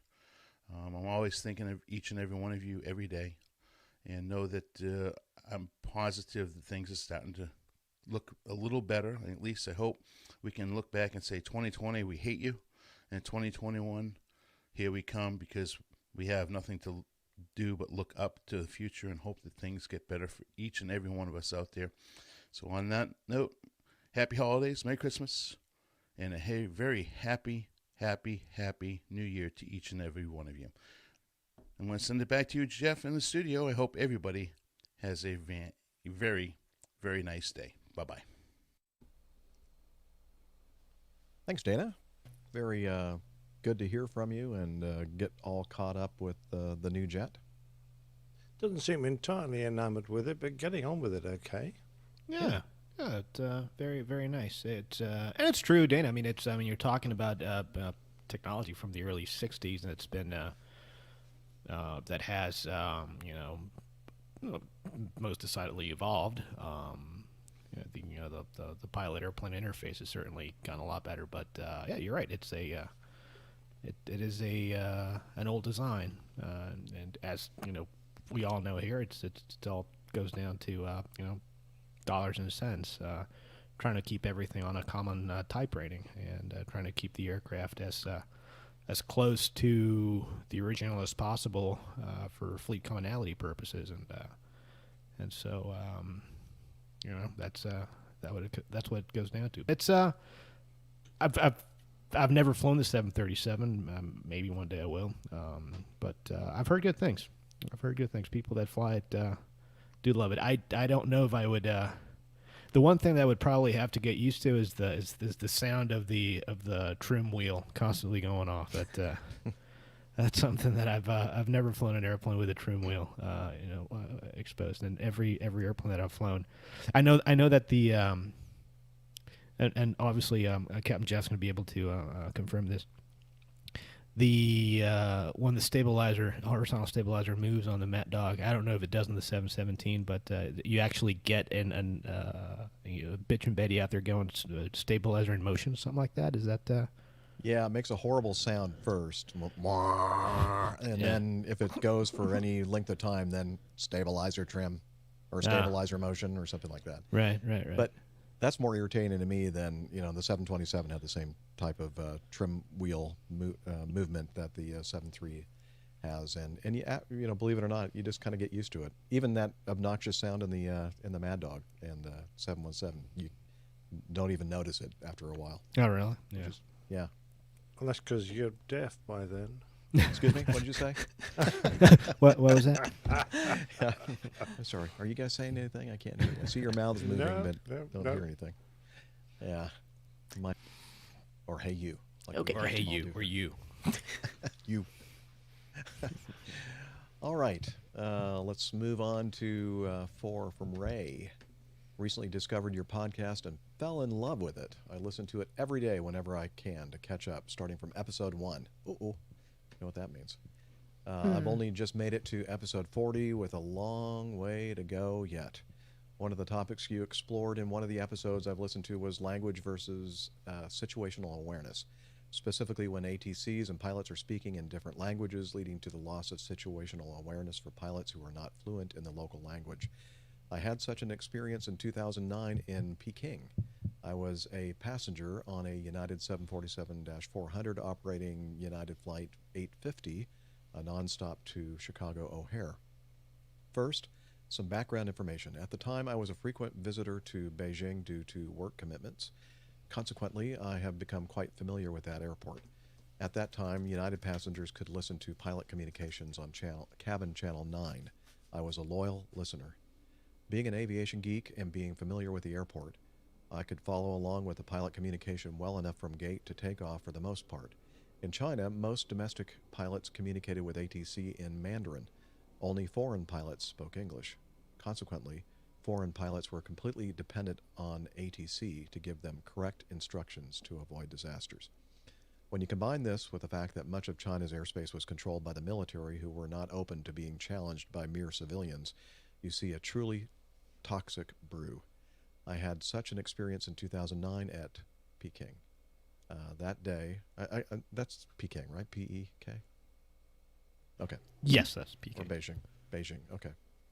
That day, while taxiing from the gate to the runway to take off, our pilot was given taxiing instructions that would have resulted in us crossing a runway with another plane that had just received takeoff clearance. The taxi instruction to us was given in English. However, the takeoff clearance to the other plane was given in Chinese.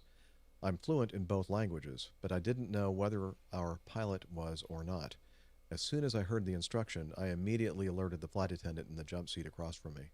No sooner had she picked up the phone did I hear our pilot respond, unable, to the ATC, and stop the plane on the taxiway. He must have seen the danger, too. The ATC, likely not used to be... The air traffic controller, likely not used to being challenged by pilots, repeated her instruction in a stern voice. The pilot that was given takeoff clearance probably noticed the error too and did not start his takeoff roll.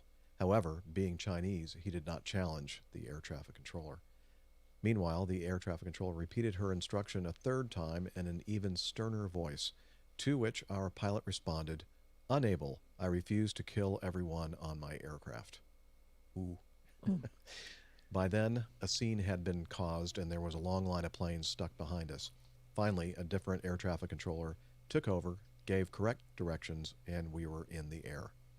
Had our pilot not held his ground or had not seen the other plane on the runway, it could have become Tenerife number 2. Long story short, I agree 100% with you that all aviation communication should be made in one and only one language. Thank you. I wish you blue skies, tailwinds, and unlimited visibility. Ray Ing. How do you pronounce NG? Is it Ing? Ing? Okay. That's what I thought. I think that's Next Generation Ray. Oh, yeah. Ray NG. I like it. Next Generation. Next Gen Ray. Ray. Yeah, I entirely agree with Ray, and I personally think that language should be Mongolian. Oh, wait a minute. Something that almost none of us will ever have reason to be familiar with. That way, everyone has to learn, and everyone has to have the same level of Mongolian. Same level of poor proficiency in it. Exactly. Yep. Because Yep. No, but it's interesting flying in and out of China, doing it so much. Actually, at my airline, we have a set of procedures for operating specifically in Chinese airspace and Chinese airports. And one of the things, for example, that we are very, very careful with are crossing instructions when we're clear to cross a runway, an active runway.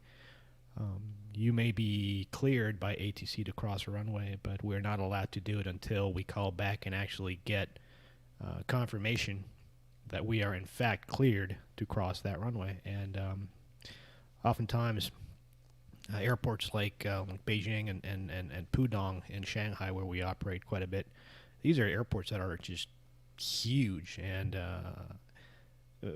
for example, the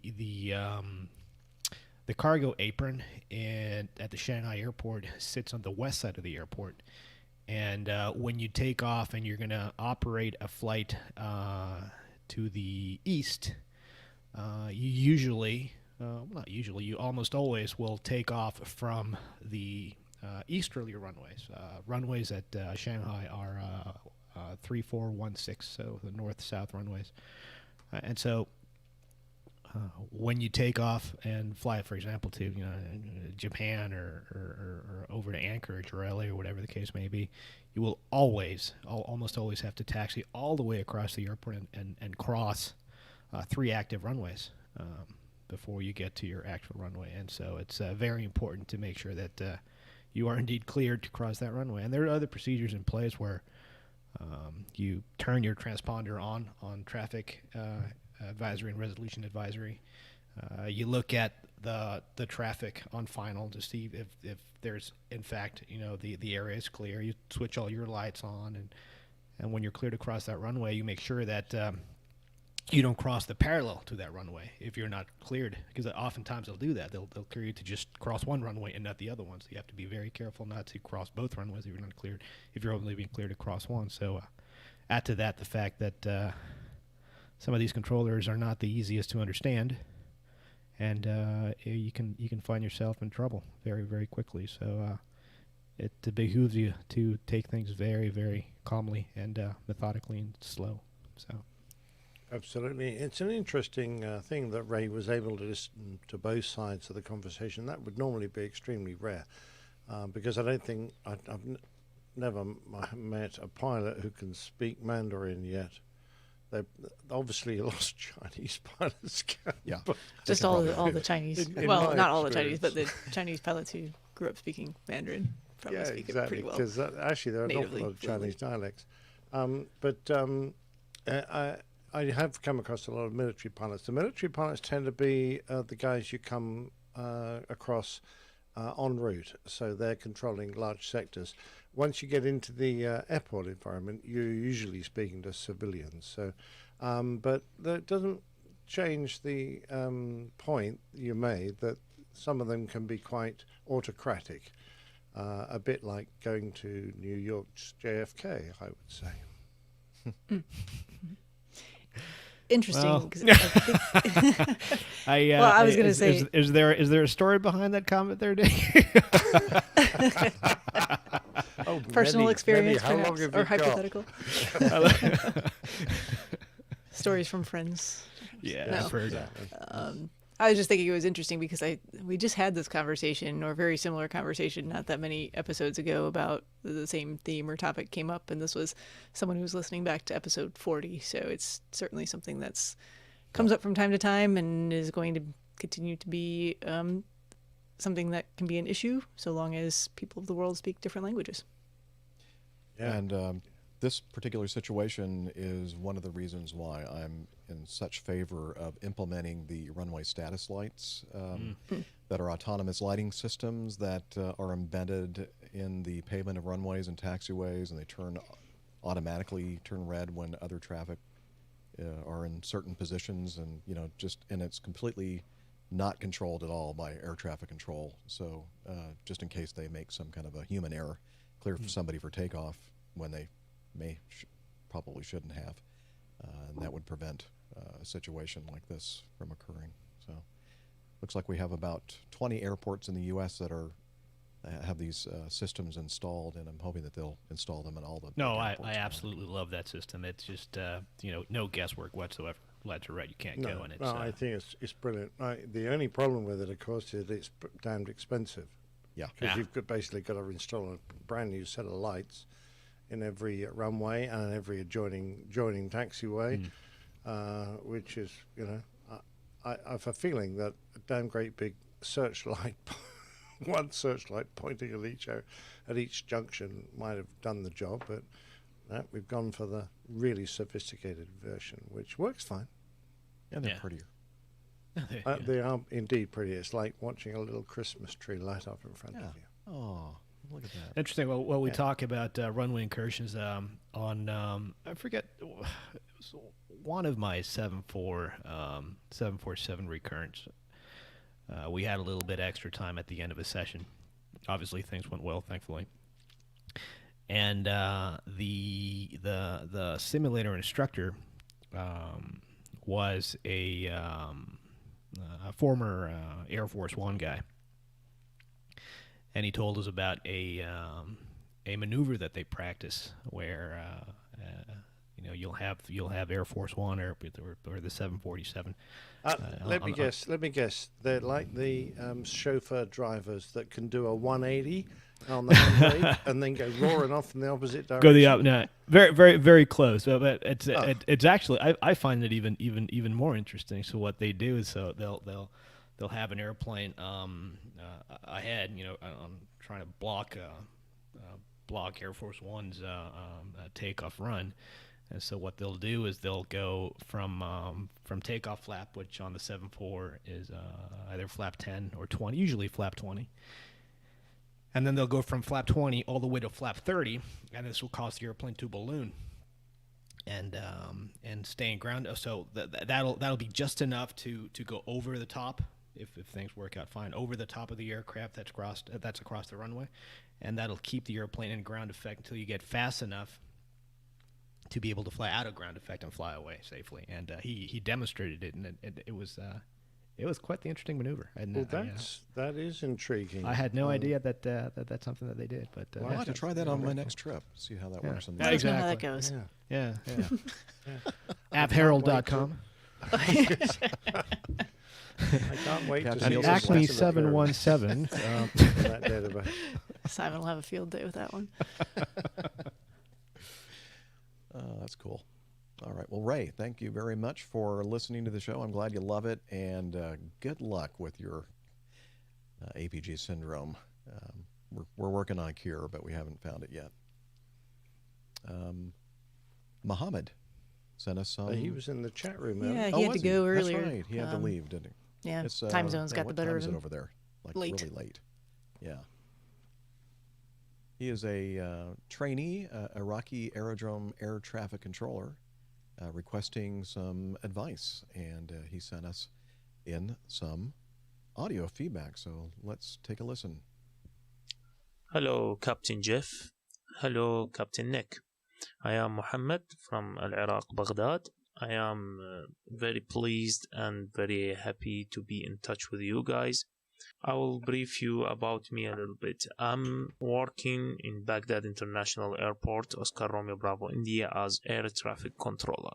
And I'm now trainee air traffic controller. I trained by Serco Group PLC because in Baghdad they have a partnership with the general company Aviation Navigation, GCANS, in Iraq. And based on this partnership, they are the Serco company, which is a British company. I think you know them. They are responsible to hire and to filter the people who are fitting to be an air traffic controller. I started the career in 2017 with the training courses. Then after that, I become an aerodrome control tower controller in Baghdad International Airport, and I am a trainee on the ground position of the airport. I'm working to improve my English skills. I know because my instructor in Circle, he said it's not about to be a native in English, as it's about to understand what the pilot demands or what the pilot requests from you as a controller. It's not about to be because English here it's our second language, so I will admit I have difficulties to improve my English skills. English is very important. The English language is very, very, very important in the aviation field, and I'm doing my best. The second issue is I'm trying to get much wider knowledge about the aviation field. It is something, the aviation, it's something amazing, and I think it's a hidden treasure. No one knows the value of this treasure, and that's why I'm beginning to looking for podcast, books, magazines, and that's how I find you guys. And I am very happy and pleased to listen to your podcast. When I driving to my workplace, I always use the podcast to listen and to get more knowledge. Nice to meet you guys again, and thank you very much. Much love and respect to you from Iraq, Baghdad, Muhammad Furqan. Wow, Muhammad, awesome feedback, and your English is great. I understood every single thing that you said there. Absolutely, and lovely use of the language in that you're not using basic words, you're using words that are, perfectly, well, actually, they're words that not a lot of English people would necessarily choose because they're quite, what's the word I'm looking for, Jeff? Sophisticated. Are you having a hard time finding words in English, Nick? Sophisticated. Thank you. Yes, I am. I'm having trouble with my own language. Yeah, Mohammed, send some feedback to help Captain Nick here think of the right word. I'm sure you'd be able to. You know, I used to fly through that airspace quite regularly. Sadly, we probably won't have spoken since you're currently only learning ground. But it would have been great to have actually had a chance to chat. But there you go. We probably won't ever now. Well, I can tell you, ATC services through Iraq are just fantastic. It's, we regularly fly over Iraq on our way to Kuwait and the UAE and other places down there in the Persian Gulf, and their ATC services are just great. World standard, I guess. So nothing but good things to say about them. I was just say, I really loved your feedback, Mohammed. It was nice to hear you talk about aviation as kind of a hidden treasure or hidden gem. I think a lot of us still feel that way about aviation, even though we've been around it for a long time. And it's nice to see people who are just getting started in their careers with it and still have a lot of the sense of wonder. And it doesn't matter what side of flying you're on, whether it's pilot, air traffic control, just working in aviation in general. And we're really glad to have you as part of the community. So I know we'll all learn a lot from each other going forward. And the only recommendation that we can really strongly make is just stay away from other aviation podcasts such as Opposing Bases, because that'll just do nothing but confuse you. Yeah. No, actually, does abracadabra really open the door? I'm just curious. Well, that will have to be private email sent to Nick regarding that.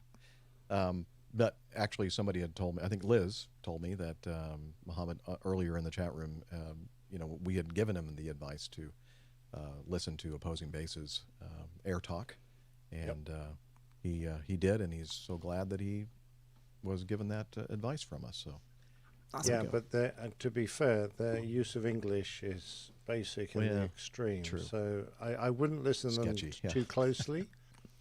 Who you, particularly RH. Particularly, yes. Yeah. Okay, so just take that with a little bit of caution.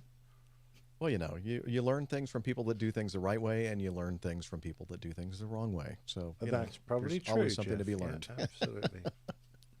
We all know about RH. Picking up their significant sarcasm. Just throw that out there. Oh man. Okay. Anyway. Okay, I think we'll be able to get one more in before the plane tail. Let's see, Joe. Said the actress to the bishop. Yes, I knew that was coming. Said the actress to the bishop. Joe says, "Hey guys, due to my home's close proximity to O'Hare Airport, which is directly under the approach path of planes lifting off over my house, depending on the wind, I regularly check my FlightAware app to see who is going where.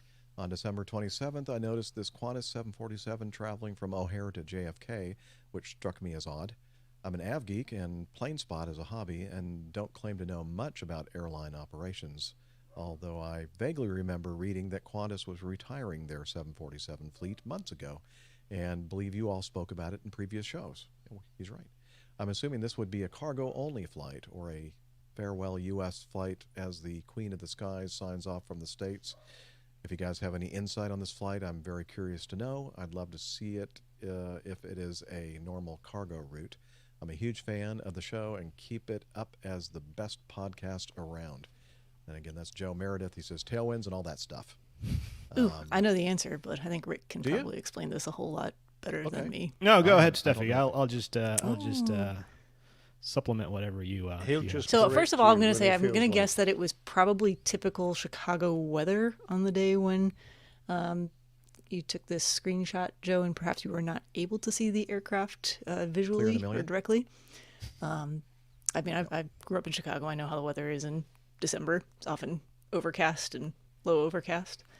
So you may have noticed that it probably did not have Qantas livery. It was probably being operated by a different operator. Am I correct in my assumptions so far there, Rick? Very much so.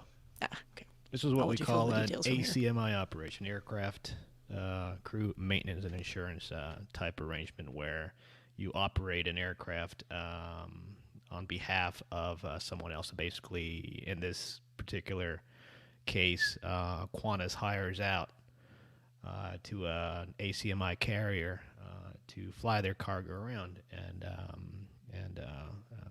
O'Hare is a big hub for Qantas cargo. In fact, when I was on the 747, the particular route I used to do all the time was O'Hare to Honolulu, and then Honolulu down to Sydney with all Qantas freight. And the outfit that I fly for has, I believe, 2 dedicated 747-8s flying only for Qantas freight. They upgraded from the Dash 400 to the Dash 8, and that's what they're flying now. So that's probably, well, more than probably what you saw there.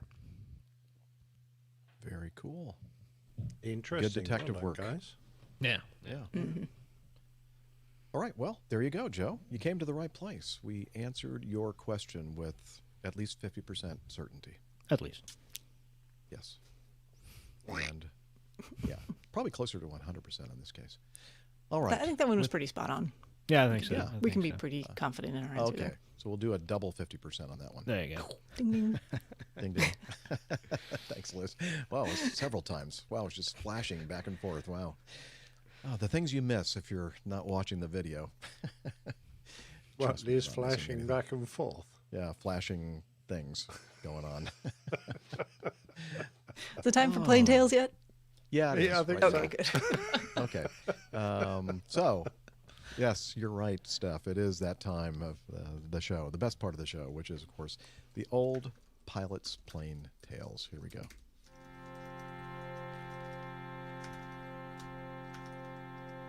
The Old Pilot's Plain Tales. 101 seconds.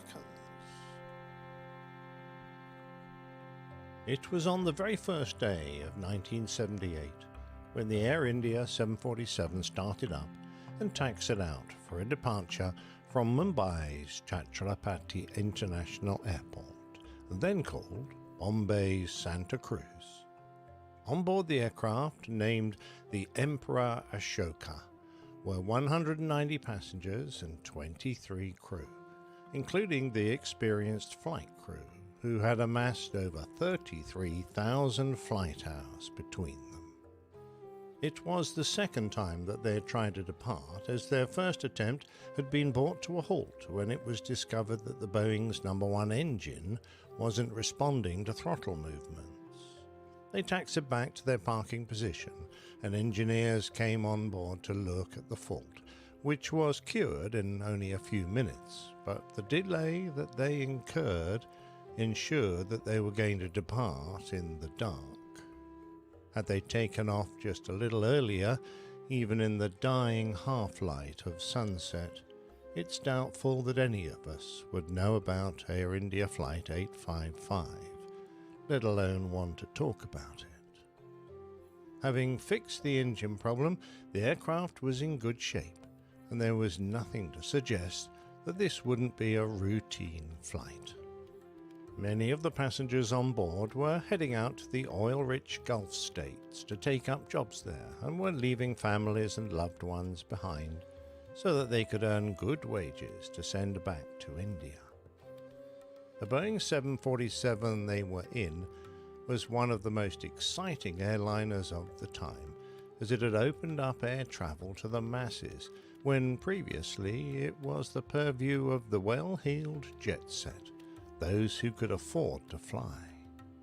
The Dash 200 variant had come onto the market in 1971, and Air India was an early customer, acquiring Victor Tango, Echo Bravo Delta in March of that year. The aircraft was named after the Mauryan ruler, Emperor Ashoka, and was the first in a fleet of several Maharaja-themed luxury airliners that Air India had acquired in the 1970s. They were advertised as "Your Palace in the Sky" and featured the classic window outlines that symbolized the palaces of the Maharajas. This new theme was first used on the Emperor Ashoka aircraft, which introduced the Jarika window, prevalent in the architecture of Rajasthan, which came from an Indo-Islamic design. The feature juts forward from a stone wall, giving beauty to a window opening and shade to a room, but more importantly, it served to allow women to see outside without being seen themselves. The design had been painted around the outside of each of the aircraft's windows. In the first-class cabin, the sumptuous lounge was an indication of why this aircraft was the pride of the Air India fleet. It had been designed by the Art Studio of Bombay in collaboration with the Art Department of Air India, comprising rich tapestries and art that drew contemporary designs from ancient Indian motifs. The interior was known as the most exotic and luxurious cabin in the sky, featuring cocktail bars and epitomizing the idea of the golden age of travel. It introduced patrons to art from the Gupta period. The murals in the lounge were adapted from the celebrated frescoes of the Ajanta caves in Maharashtra, illustrating scenes from the Jakarta Tales. Now, 7 years later, the aircraft was still in great condition and would, in the normal course of events, have had many years of flying ahead of it. The captain that day was an experienced 51-year-old with 18,000 hours of flying. He had been with the company for 22 years, and to have become a captain on Air India's most prestigious fleet shows that his career had been very successful. His flight engineer was also a senior man. Indeed, he had been with the company longer than the captain and had 11,000 hours. The first officer was the junior man on the flight deck that day, but he had come from a very successful career in the Indian Air Force, where he rose to the rank of wing commander. During his time there, he had commanded 2 squadrons, number 41, a de Havilland DHC-3 Otter Squadron, and number 48, which flew the Fairchild Packet C-119 flying boxcar. So he was hardly new to the world of aviation. In the cabin were the young and beautiful cabin crew.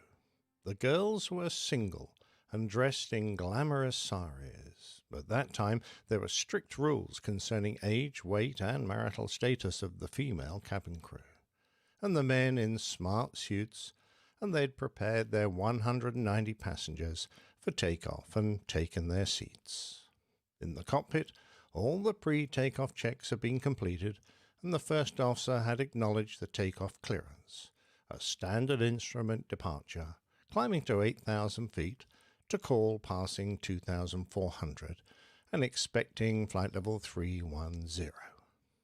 The runway in use was 27, the end of which was just over a mile, a couple of kilometers, from the west coast of India, and as they lined up to depart, in front of them was the dark expanse of the Arabian Sea, which they had to cross to reach their destination, Dubai. The captain pushed up the throttles of his Pratt & Whitney JT-9D engines, and the vast aircraft began to accelerate down the runway. The first officer made his standard speed call-outs until the captain rotated the aircraft to lift the nose wheel at about 145 knots, and they took to the air. With a call of positive rate, the captain called for the gear to be raised, and as they climbed out, the few coastal lights that had been visible had disappeared below the nose.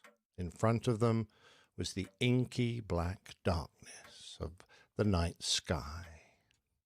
A change of frequency, and the crew of Air India made their final transmission, acknowledging their new climb instructions. Good evening to you, sir. Air India 855 will report leaving 80.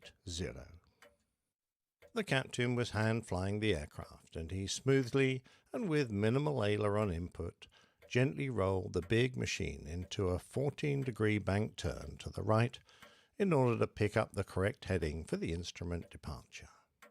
As he approached the desired compass heading, Over the next 13 seconds, he relaxed his pressure on the ailerons to wings level. Up to that point, all had been quiet, orderly and calm. The captain's flying smooth and controlled. Everything had been progressing as expected. The crew and passengers had no idea that, for them, a clock was ticking down. It had started as the captain pushed up the throttles, and it only had 101 seconds to run. It wasn't a real clock. It wasn't a timer attached to some terrorist bomb. It was a clock that only you and I can hear as the story unfolds. But it has already reached 87 seconds and has a mere 14 seconds left to run.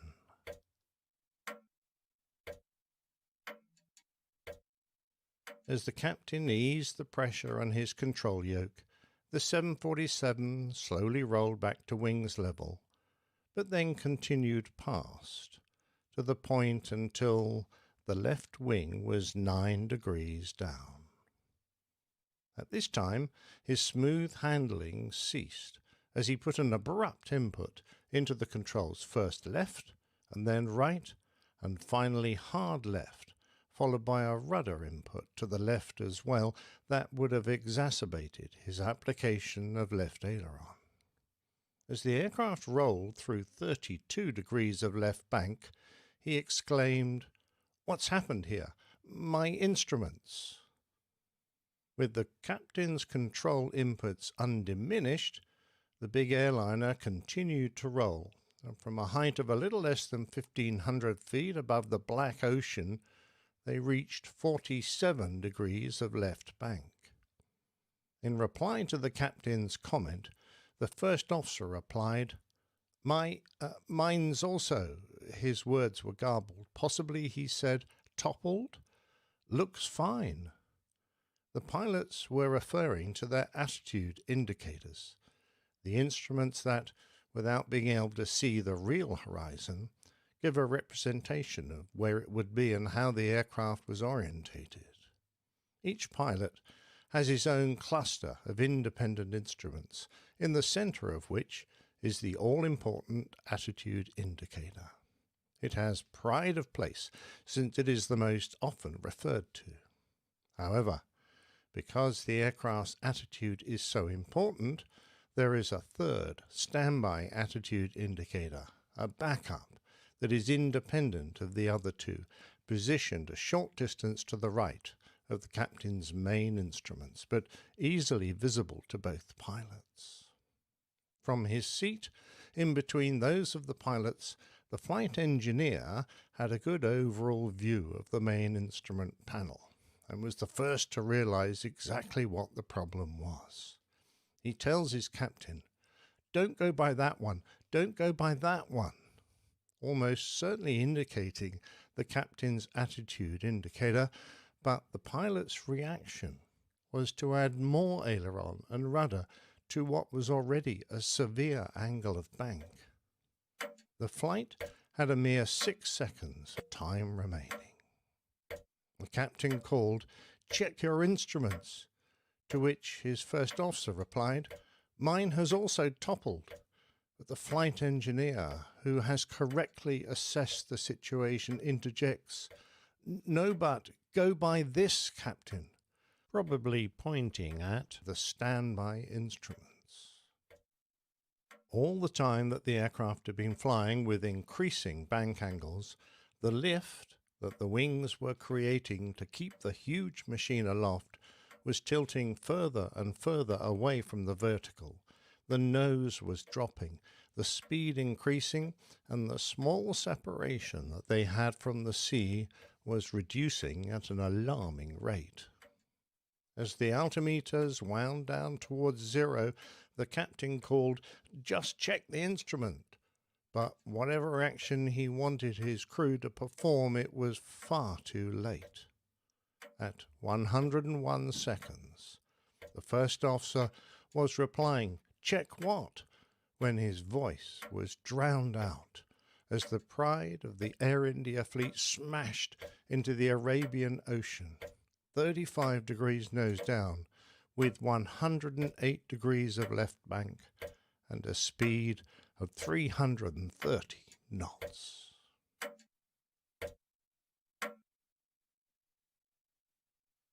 It's probable that all on board died at the moment of the crash, as the deceleration from the impact would have been fatal. Either that or drowning would soon have occurred. Regardless of the cause of death, all 213 souls on board perished. At the time, it was the deadliest air accident that India had ever suffered, and to date it remains the second worst. The wreckage was in fairly shallow water, around 25 feet below the surface, and Navy ships were dispatched to search for survivors, a search that soon turned into a recovery of the deceased. Soon after the wreckage of the Emperor Ashoka was brought up from the ocean, the authorities were able to discount foul play, a theory that had been popular in the press, and after analysis of the flight data recorder and cockpit voice recorder, a more robust theory came to light. The investigation centered around the captain's main attitude indicator, which appeared to have failed during the first gentle right turn after takeoff. It continued to indicate the right bank, even after the captain had rolled out of the turn, gone past wings level, and banked to the left. He appeared to have noticed the problem, as he indicated from his initial statement to the crew that something had happened to his instruments. This should have been an easily resolved situation. When faced with a fault with his instruments, he should have handed control to his first officer whilst he assessed the problem. A quick comparison of his main attitude indicator against the standby instrument would have shown a discrepancy, and it should then have been a simple matter to resolve the conflict using his other instruments. The compass and rate of turn indicator would have quickly revealed which instrument was faulty, even if his main attitude indicator wasn't showing a red fault flag. Then it should have been a simple matter of selecting his main attitude indicator to one of the two alternative gyro sources, ideally the center inertial gyros, or if they were unavailable, then to the same source as his first officer, the right side system. Either way, having realized that his primary attitude information was suspect, then from that moment on he should have ignored it. In addition, it should have been equally simple for the first officer to have compared his attitude indicator against the standby, and having proved to himself that his was operating satisfactorily, then he should have prevented his captain from continually rolling the aircraft to such an excessive bank angle that he put everyone into danger. Certainly, the communication between the crew was far from obvious. The captain's first question concerning his instruments didn't clearly state the problem or what he wanted his crew to do. The first officer's reply was also ambiguous in the extreme, first stating that his AI was toppled and then that it was fine. There certainly didn't seem to be the urgency in their conversation that would have been appropriate as they overbanked and started their descent into the ocean below. The likelihood of disorientation is an added factor that almost certainly affected the captain's performance. Gentle turns won't register with the pilot's sensory organs held within the semicircular canals, so as far as the balance organs are concerned, they were still straight and level. Pilots are taught to rely on their instruments when their bodies tell them lies. The big main attitude indicator in front of the captain that, for decades, he had relied on was now giving him false readings. That, combined with the confusing signals that he would have felt from his balance organs once he started rapidly putting roll inputs in, would have made things worse. One thing's for sure. Despite recognizing an instrument problem, the uncoordinated crew actions and the lack of disciplined problem solving led to their downfall. Officially, the cause was put down to irrational control inputs by the captain following complete unawareness of the attitude as his AI had malfunctioned. The crew failed to gain control based on the other flight instruments. Sadly, as I mentioned at the start of this tragic story, had the crew departed on their original timing, there might just have been enough light remaining for the captain to see the real horizon in front of him and recognize the failure he was facing, thereby dodging the awful outcome. There was one final twist to this story which makes me wonder about it. A court case taken out in New York against the aircraft manufacturer Boeing and the instrument maker Leah Siegler attempted to prove that there was a design fault in the aircraft instruments which prevented warning failures from being displayed.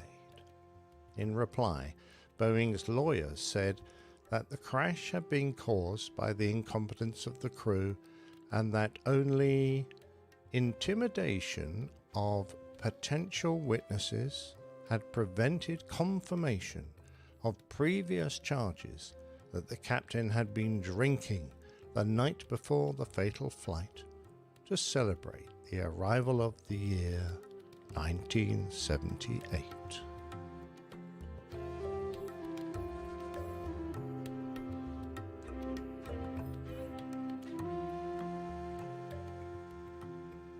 Wow, what a tragedy. You're a master storyteller. Oh, yeah, absolutely.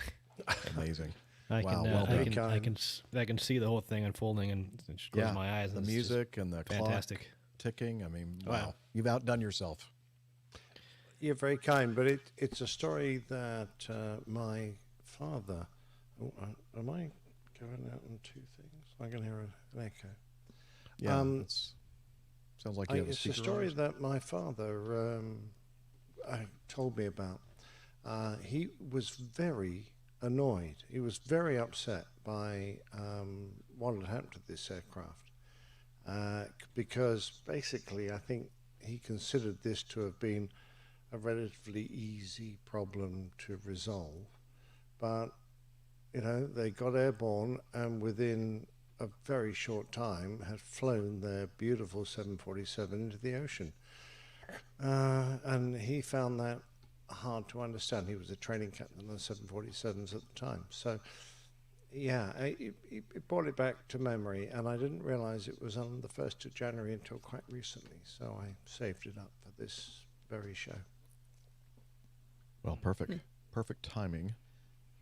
Yeah, I mean, that's just one of those things that you just should automatically do when you're sensing that something's not right with your instrumentation. Look at the other pilots' instruments to see if they are jiving with what you're looking at, and then look at that standby. That's life-saving. Yeah, and it's I mean, it's a lot easier to diagnose nowadays because in modern aircraft, whenever there's a discrepancy between the captain's and the first officer's ADI, or attitude direction indicator, you'll immediately get an ICAS, at least on Boeing aircraft, an ICAS advisory letting you know that there's an attitude disagree. And so the thing to do right after that is to go and consult the standby attitude indicator, which has its own source of for attitude information. The older ADIs have their own gyro that's contained in the instrument case, and the newer type integrated ISFD's integrated standby flight displays obviously have also their own source for attitude information, completely separate from any other system on board. For that very reason, you need to have something that's independent from any other system that you can rely on. So, yeah, it's sad because Rick. I'm sorry. Go ahead, Nick. Because when I did my competency, my flying skills checkout before joining Virgin Atlantic, I had to do it in a 747 200 sim. And during this short 20 or 30 minute flying period, they gave me a main AI failure. I transferred to the standby instruments, and I was busily flying this 747 around a holding pattern on the standby instruments. And the training captain, he said, "You're ex-military, aren't you?" I said, yeah. I said, "And it's not a very easy scan, this, is it?" He said, "You realize there are 2 pilots on this airplane?" And I went, Like, why are you trying to make it simple for me? I'm trying to show you my skills here. Skills I was test. showing I'm off. trying to show you my skill.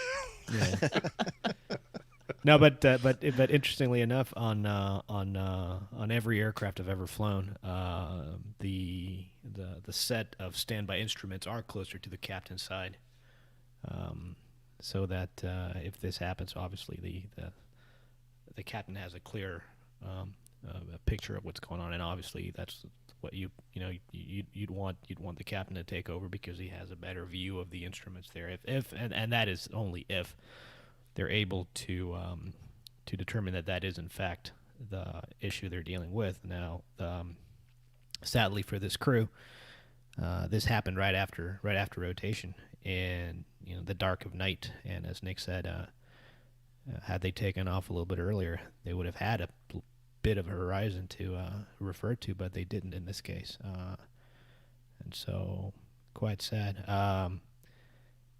I was talking to Nick a little while ago about when he was preparing this, and an accident came to mind. Another one very much like this one. This was a Panamanian Copa Airline 737 that had an issue with the source of adjunct information for the captain's ADI, but this happened to them en route. So as Nick pointed out, exactly right. They would have had a lot more time to diagnose what the issue was for these guys in the Air India 74. They were dealt a very, very tough hand. Trying to diagnose and pull this out so close to the ground is very, very, very hard. The irony of the way the captain was flying the airplane very, very smoothly actually made it even worse, by just making that nice slow bank. Hard to detect 14 the degrees. end of that turn where it ends. Yeah. I mean, that's, what we're all usually shooting for, smoothness and everything else. But, in this case, it probably would have helped a little bit, at least, if he had been a little bit more abrupt, and then maybe he would have recognized the issue even earlier. But I don't know. Yeah, there's no doubt he became quite badly disorientated. It's just sad that the rest of his crew, I don't know whether at that time in India there was a really bad command gradient that prevented his crew from stopping this very senior captain from doing what he did. But hopefully that with education, that is much less likely to happen nowadays. Yeah, and then also remember that obviously hindsight's 20/20, but going back to your instrument flying, you have your primary and support instruments, and if you're in a bank, then obviously your heading's going to change, and so that's part of your scan. But then again, if the primary, the center point of your scan is faulty at first, then the hard thing really is to diagnose that correctly, and then number 2, apply the necessary corrections to pull yourself out of that situation. So that's why they call the flight engineer seat, or the seat in the back between the 2 pilots, the smart seat, because you have you have the entire picture, the big picture of what's going on. And from experience, I can tell you in the simulator, when you're presented with a situation that requires all of your concentration, you get every pilot happens to absolutely every one of us. We get the worst case of tunnel vision. You completely shut down, trying to figure out what the hell's going on. Test saturation is a real thing. Oh yeah. Yep, and you fixate on things. You know, it's hard to not see anything else. Yeah, that's right. Fantastic, Nick. By the way, just great stuff. That's very kind. I think it's a classic accident, actually, that we can all still learn from, right? To this very day. Yep. And I really like the stadium effect that you're using right now. When For added dramatic effect. I don't know. Did you turn on speakers at all? No, You must have changed something. Everything down except the minimum, and I seem to have this awful echo. I apologize. Okay. Not sure I'll why. try leaving and come back while you discuss something else. Okay. All right. Control room tells us we have about 35 minutes remaining in the show, so let's move on to item 7 from Mike. He said, this very cool link was sent to me recently. Apparently a guy from Scotland took the pictures in 1968 and recently had them colorized. And so now I'm going to go over here and share a screen, and that way I can share these images with you all. And can you see that all right on the screen? Okay. From Davis Monthan. It's a huge, the website's called Neil's Nostalgia. And this happens to be one of many, many pages on this Plane Spotters website. And it's Davis Monthan. And I looked through here, was reading through here to see if you know, what more information about the fact that these things were colorized, but I didn't see that. But we'll just have to take Mike Smith's word for it. I don't know. Maybe an expert photographer like Nick can tell if these were originally black and whites that were colorized or not. But well, I'm only just going by the colours of the oranges. They're a little bit even. The rest of it, I mean, colorizing nowadays is pretty sophisticated. It's very hard to tell, but the fact that we've got some black and white ones there and some color ones mixed in, I would suggest they have been. But very interesting. Yeah, it's almost like the orange in like these are almost too bright. Yeah, you know, like they'd be more faded, right? They would be, and dirtier. So yeah. Anyway, still, I have to say that colorizing these old pictures sort of brings them into the current day. So that it's really odd to see all these wacky, what we would consider at the time they were state of the art, wacky aeroplanes, but looking like they've just been built or whatever. You know, it's quite incredible. Because KC-97 Stratotanker double hull design, that was a pretty cool airplane. Very. Lots of interesting photos here. I mean, I'm not going to take you through the whole thing because I'm just barely, you know, making a dent in the many, many pages and many hundreds of pictures that are in this particular division of the website alone. So, did you have the Super Constellation earlier? Yeah. Yeah, it was further up. I saw it. Yeah. That and then before that, the B-47. You know, I formatted. There we go. You know, I wasn't quite one of those. I formatted on one of those with an airborne early warning radar on it when I was in the Phantom once. They were still in service. Kind of the early AWACS, I guess? Exactly, just before the 707, you know, fuselaged with AWACS radar mounted on it, so which was Sentry. The E3. Yeah. And the captain, whoever was on the radio, I don't know, said, could I come up on the right-hand side? And normally when you intercept an aircraft, you come up on the left. But, you know, I agreed to come up on the right-hand side, and I came up and beamed them. And the first officer, or the co-pilot, was military aircraft, took off the headset and shook out this huge mane of blonde hair. It was the first lady pilot, I think, military pilot, I think I'd ever seen.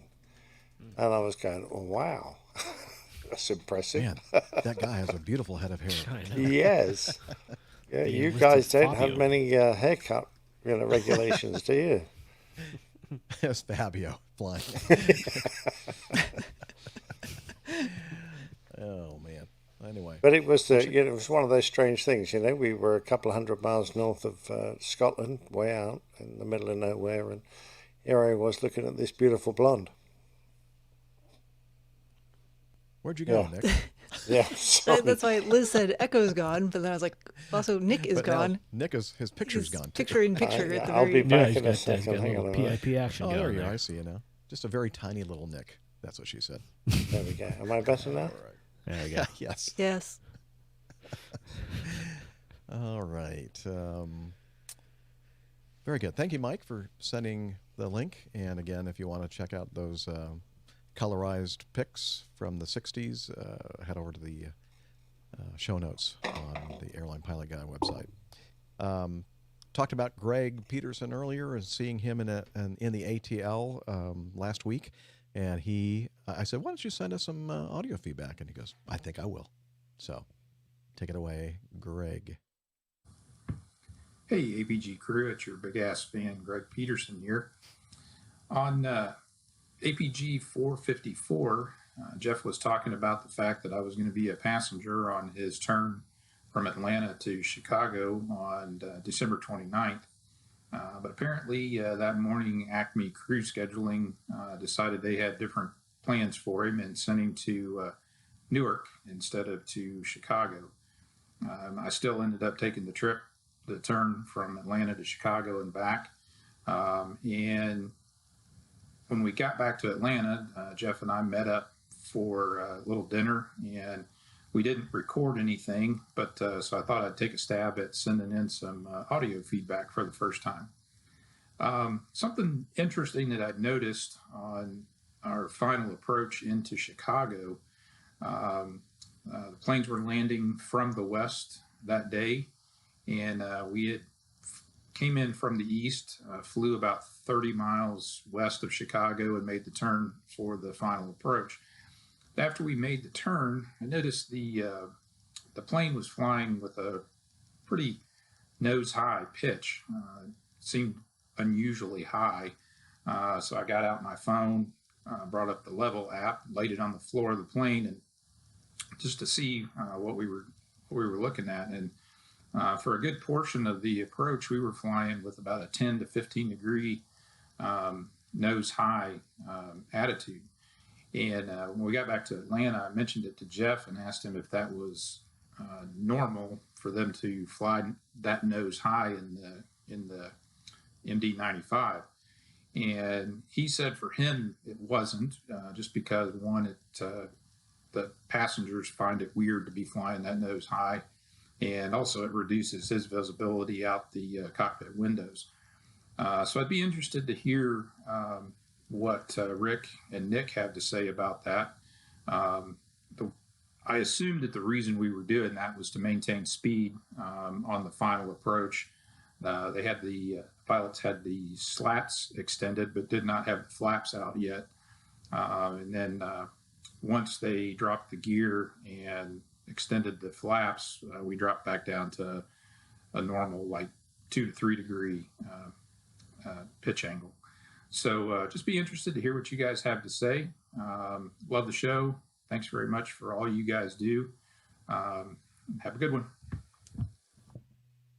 Thanks, Greg. Again, great to see you in Atlanta, both that morning and later on that day for dinner. And as he mentioned, he discussed that with me, and I mentioned that I don't like flying around patterns, with minimal configuration, just to save a couple of ounces of fuel, because I think for me, it's a safety issue, being that nose high and being able to clear for other airplanes. I like to be able to have the nose down a bit, but that's me. But what would you say about that?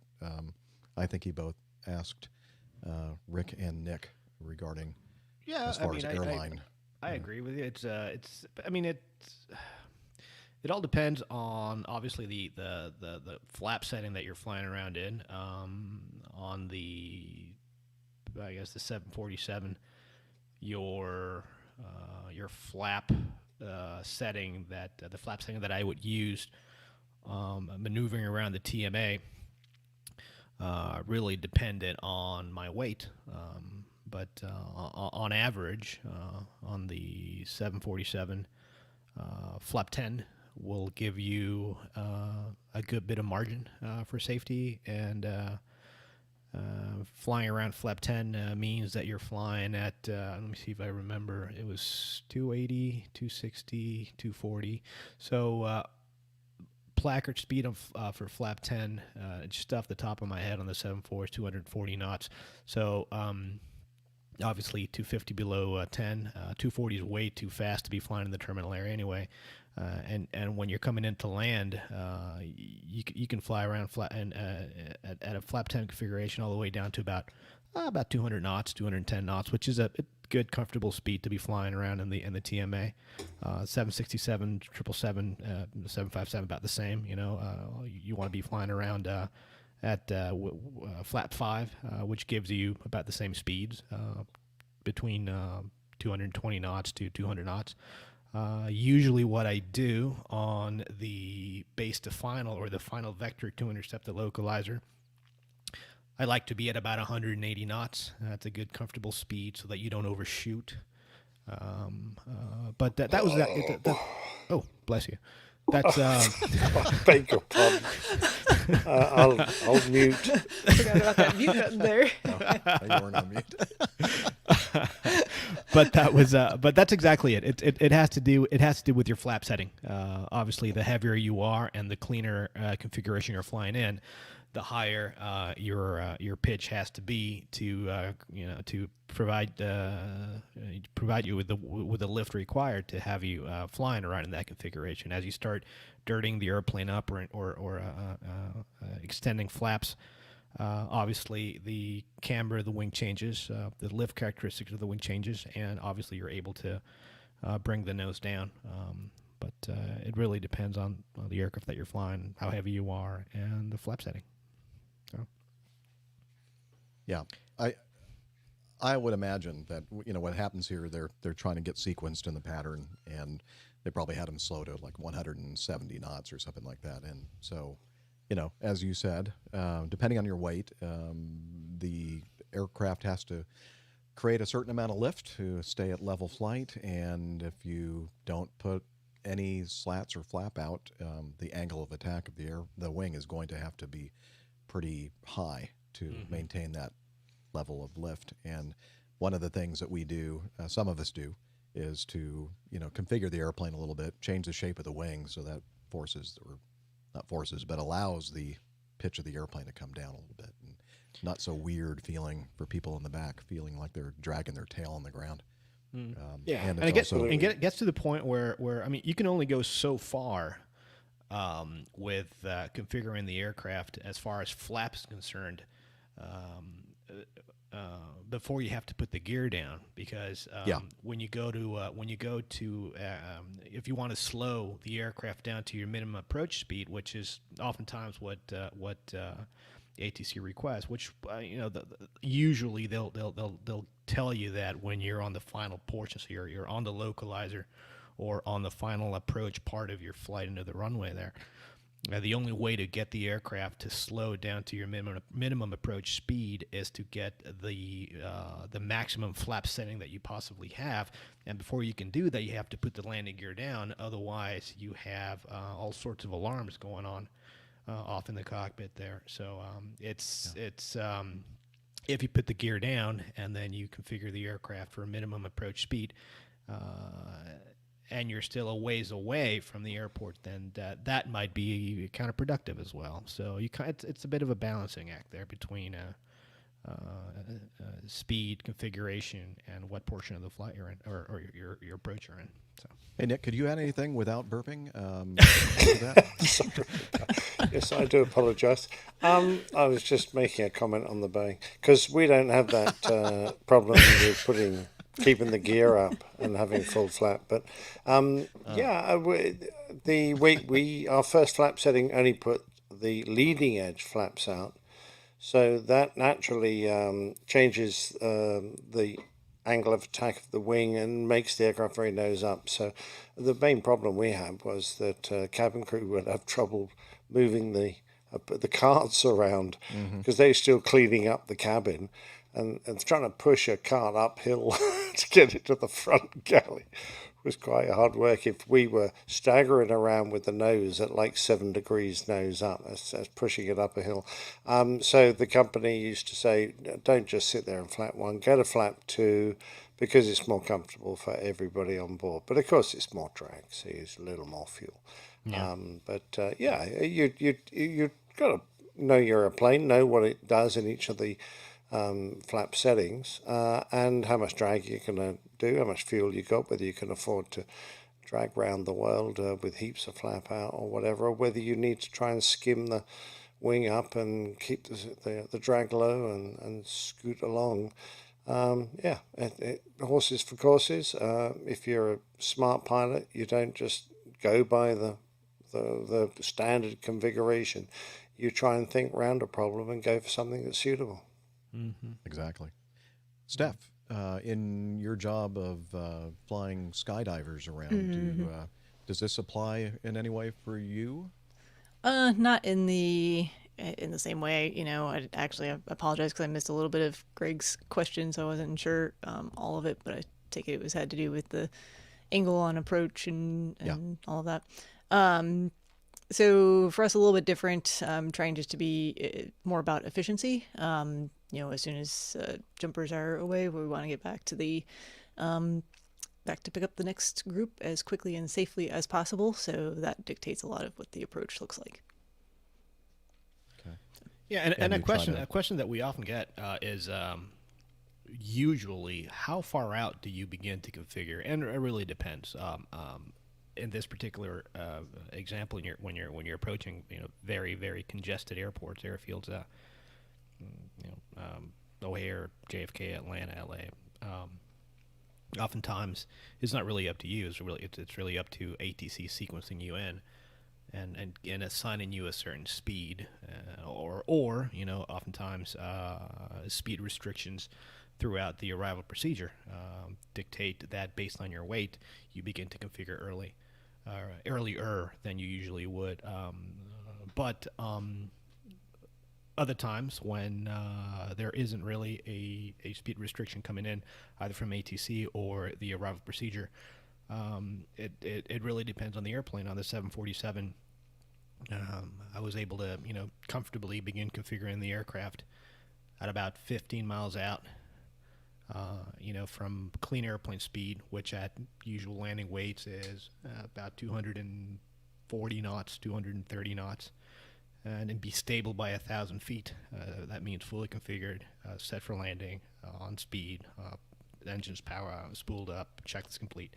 And on the 767, it's about the same. 15 to 12 miles out, you're able to comfortably configure the aircraft and be stabilized by 1,000 feet.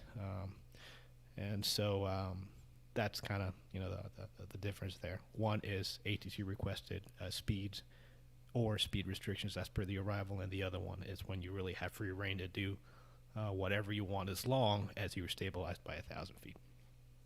Right.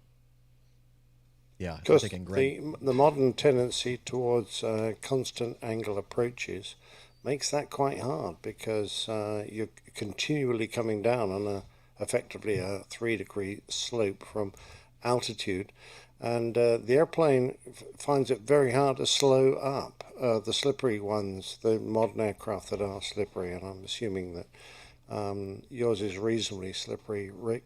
It's fine if you're in level flight. You can get back that speed, I don't know, what is it, 10 knots a mile I used to 10 knots a mile, gauge exactly. on. But once you're in that constant descent, you've got to start trying to get the speed back very early, because it takes an age. But I'll tell you what, I mean, and that is a really, really good point. And so seasoned controllers know that these big airplanes, not only because they're obviously very aerodynamic and slippery because they have to be, but also the mass of them trying to slow down a 747 at max landing weight it's not an easy feat. And so these things will not go down and slow down at the same time. So you got to kind of pick one or the other. And if you get really, really good at it, you can kind of do both at the same time, but you do have to reduce your rate of descent and exchange that slight nose-up attitude for sacrifice staying on that descent path just long enough for you to get to your target speed, and then at that speed pitch the aircraft back down, pitch the nose back down, and recapture your path.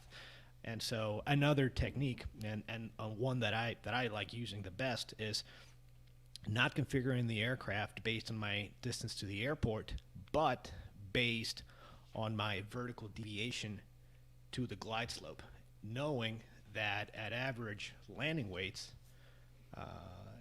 I will comfortably decelerate the aircraft on that 3-degree glide using flap 15 at average weights and at heavy landing weights at flap 20. With the wing at flap 20, the wing is dirty enough that it produces enough drag to keep the aircraft from accelerating going downhill. And so that's another technique. What Rick just described there pretty well describes what we do, because our flying is all visual. So it's more about trying to trade that airspeed and altitude and power and keep things stable and efficient at the same time. Exactly there right. You go. Mm-hmm. Common denominators. Yeah, but it's harder for you, Steph, because you've thrown all the cargo overboard. Well, we're very light usually on landing. Exceptionally light, because we're only taking enough fuel for what we need to. Yep. Yeah, we You don't guys get are to talking throw about our extra cargo 2 tons. I'm like, oh my gosh, like, maybe 500 pounds of fuel. All right. Well, great question, Greg, and hope you enjoyed that discussion. I know I did. Let's move on. Another quick piece of audio feedback. This one from Gustav. Hello there, APG crew. This is Gustav from Sweden calling in with some voice feedback. Now, I just finished listening to episode 453 about the pilot taking off from Bournemouth in a Cessna Citation. And I was just wondering what your opinion is on private pilots, because I presume he was a private pilot since he owned the airplane himself, flying such complicated airplanes by themselves. Because I would imagine that it would be rather complicated to run checklists and so forth on a complex airplane by yourself, considering all the systems, jet engines, the speed, and so forth. So I was just wondering what your opinion is on that.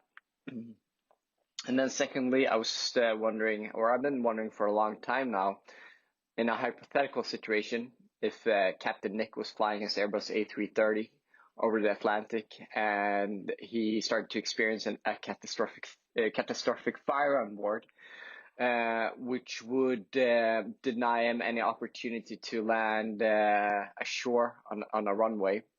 And he would be faced with a situation where he would have to ditch the airplane in the ocean. What kind of procedure there was in place for such a situation? Would you coordinate with a rescue coordination center anywhere? Would you try to land as close as possible to any ships nearby, and how would you arrange for that? Is there anything else you would take into consideration if you would find yourself in such a dire problem or dire situation? Anyway, that would be interesting to hear. I hope you guys are doing well, and thanks for all you do. Take care. Thank you, Gustav. Great questions. Shall we take the last one first? The scenario with Nick out there with his big old A340-600 on fire? Yeah, sure. It's something we actually practiced in the simulator. I practice ditching every now and again. So yeah, it's a possibility.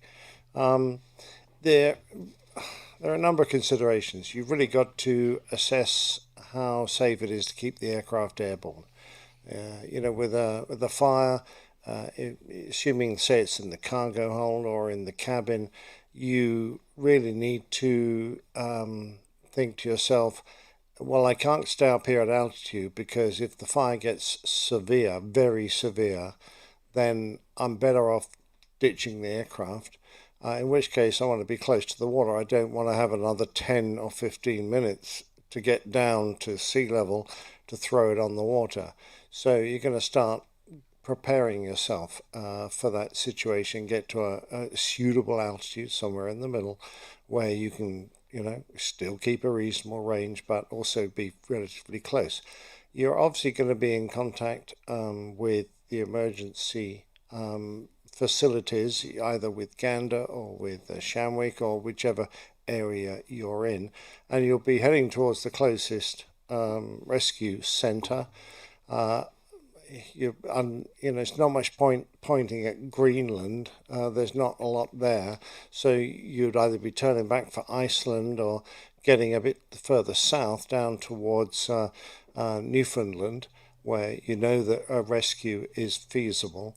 The chances of being able to coordinate with a ship that would be able to give you aid, I think would be harder. We're probably talking a relatively short time period, and getting all the information to you plotting a position, trying to see the damn thing, get splashed down close enough to it would be pretty remote. But on the other hand, if you're getting down towards the last few thousand feet and you do see a cruise liner, you're not going to be stupid and fly away from it, are you? You're going to point at it, and that would be a very sensible thing. There is a very specific drill for ditching the aircraft, and you go through it with, it isn't that complicated. You can get through it in a few minutes. And it does involve all the actions you need to try and keep the aircraft afloat so you can get everyone off, and all the settings and drills you need to be able to do so, and the attitude, etc. And as you get close to the water, you're going to start looking at the sea state, see the line of the waves, see what the wind is coming from. You can tell that from where the foam is being blown off the top of the waves. You're going to try and land along the swell so you don't impact into a big wave that's going to break the aircraft up. And funnily enough, you're not also going to try and hang the aircraft in the air until the stall, the last possible moment, to get it as slow as possible, because that'll induce a very high nose attitude. You don't want the aircraft to crash down, particularly a very long aircraft like the 340. When the tail hits, because could well break open the fuselage. You're going to try and land it in as close as possible to a normal landing attitude that might preserve the integrity of the fuselage. You're going to configure the aircraft. I don't think you're going to put the gear down from memory, but I'd have to check the... No. Gear stays up, and then the outflow valves stay closed. And in the Airbus, of course, we've got a very clever switch called the ditching push button, which closes every panel in the belly of the aircraft. So you're effectively turning the bottom half of the aircraft into a boat. As long as you don't damage it too badly, you should stay on the surface. You're going to brief the cabin crew so they can know what's going on. You're going to run through the brace calls or the emergency calls you're going to make, crew to emergency stations, and then brace, about 20 seconds before you hit the water, and then you're going to put it on the water and hope for the best, and bearing in mind that the cockpit might well be the worst place to be in that situation. You're going to lock your straps. The deceleration is going to be quite hard. And then from then on, you're in the survival situation. And quite honestly, despite the fact that we used to go through our training every year, the cabin crew were probably the best people to follow, because they are the ones that are really well practiced in sorting everything out, getting the right equipment, getting the emergency equipment out of the lockers, opening all the doors, getting the rafts out, getting everyone on board. And the last thing I would do as captain was start, trying to step in at that point and run things. You're just going to try and get all the rafts out, get everyone on board. As the aircraft sank, you're going to separate them and then link all together you're going to assemble all your survival aids and try and get everyone into the mind of survival until someone gets to you and plucks you out of the water. Yeah. I don't know. Good luck. Was that what you wanted? I went into water gabble there. I do apologize. Wow. No, but I'm I mean, impressed. you hit all the Yeah. major points. That's exactly right. You need to try to make the aircraft as watertight as possible and basically turn it into a boat, and that's what you do. And that is a maneuver that we do practice. Not often, at least in my experience. Not something that we do all the time, but it is something that has been thrown at us every once in a while. So. Yeah. I think the trickiest part of the whole thing is judging the water conditions or the sea conditions and trying to account for that and take that into, because obviously if you're considering doing that, you're dealing with a whole lot of other things at the same time. So I think just in terms of trying to execute it safely and have the best possible outcome, that's probably one of the trickier points. and it's one of those things where I'm not a sailor at all, but I do know that when you're looking at white caps, so you're looking at wind that is at least 15 knots. So that's something to keep in mind there, and reading the your landing or your I guess landing environment can in the end make the difference between keeping the aircraft intact or as intact as possible, or causing the fuselage to break, making the whole operation, for naught. So, yeah. Very good. Very thorough, Captain Nick. I feel like I went through recurrent training there. Absolutely. You are now signed off. Yeah, thank you. And his first question was we were talking about that Citation jet that had that weird system that the screw came out of, and it shorted and exhibited really odd aerodynamic forces on the airplane, and the guy was able to maintain control of the airplane and get it on the ground in Bournemouth. But his question was, what do we think about people like single pilots, private single pilots, not single as in single married, but solo, I guess I should say, or without a co-pilot, flying sophisticated airplanes like that? Well, my feeling is if the aircraft is registered or is permitted for single pilot operations, the only person you're going to kill is yourself. You fill your boots. Unless you have some passengers on board. Yeah. Oh, did he? Yeah. Oh, okay. No, I I don't know in that situation if he did or not, but yeah, he did. Liz says that there were passengers on board. So, no, I mean, I'm with you there, Nick. If the aircraft's certified for single pilot operations, then I guess it's certified. So it's I don't have a problem with and the deal with these oceanic crossings is more of the equipment on board, the kind of equipment that you have that permits you to fly across the Atlantic using the North Atlantic track system. So that's more of an aircraft specific question versus the aircraft being certified or not to fly single pilot. So, yeah, in this case, it wasn't an overseas thing. It was over in Europe or UK kind of incident that occurred. Oh, okay. I kind of think we go in the area of should a single pilot be permitted to carry a number of passengers, and if it's a private pilot, then that's okay. If it's a commercial operation, I think a. Do you also like to burp for us? Oh, wait, I need to mute myself first. There we go. Okay. If it's a commercial operation, then I think we need more safeguards. Right. Because then you're getting insurance companies involved and all sorts of other things. But yeah, absolutely. Yeah, probably depends on a variety of factors, as you all said. I'm sorry. A little bit behind the scenes you get to see there. There you go. When the host doesn't mute himself when he's yelling at Liz. Sorry. HR, He's yelling at Liz. Is he Well, I'm allowed not to do yelling. that? I kind of yelling because when I communicate I just with keep her, notes. You know. Oh, when I okay. communicate with her, it's using the like built-in microphone in my laptop sitting over here.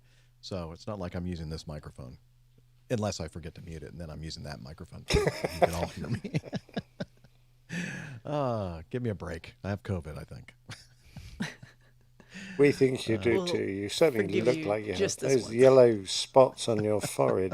Look really bad. Actually, I'm feeling the longer we go here, the more normal I'm feeling, which is kind of scary, actually. That's because Yeah, this let's go is for 5 not hours, normal. Liz says.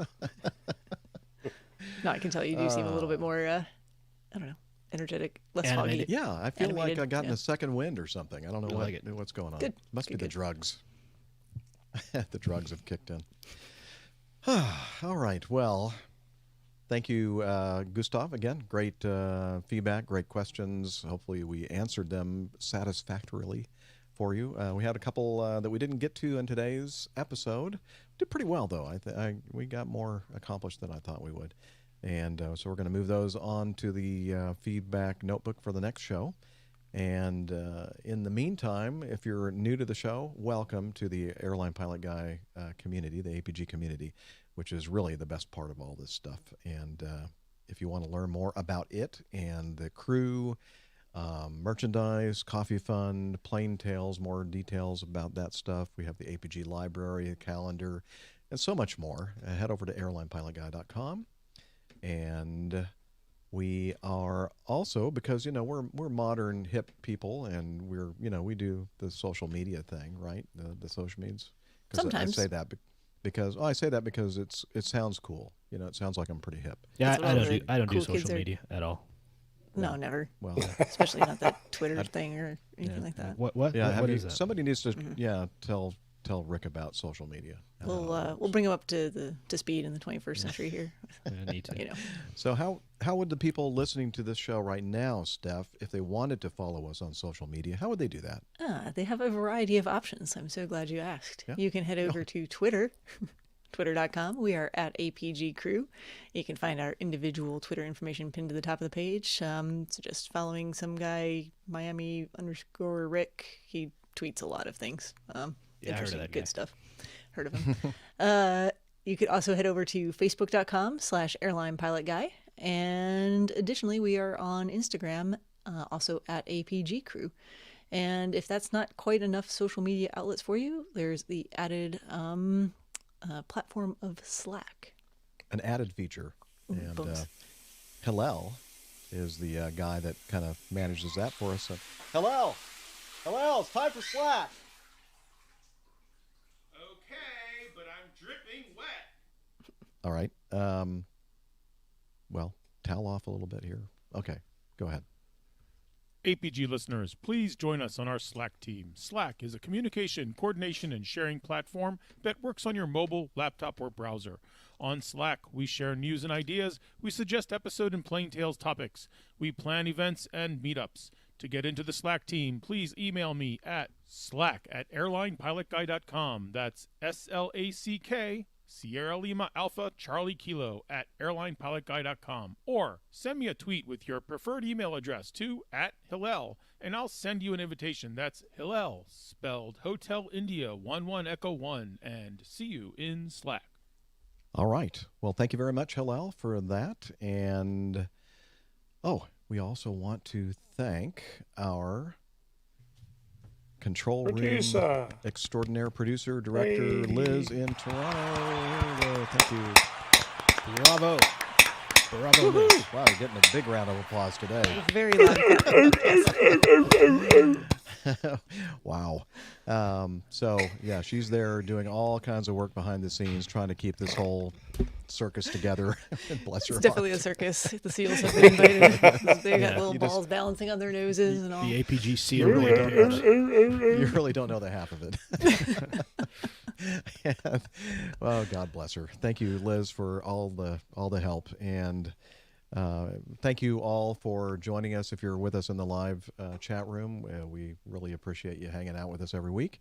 And until next time, wishing you all clear skies, unlimited visibility, and tailwinds. Take care. God bless. Cheers, y'all. We'll see you next time. Take care. Be good to each other. Bye, everybody. Sorry, still laughing at sealed Nick over there. That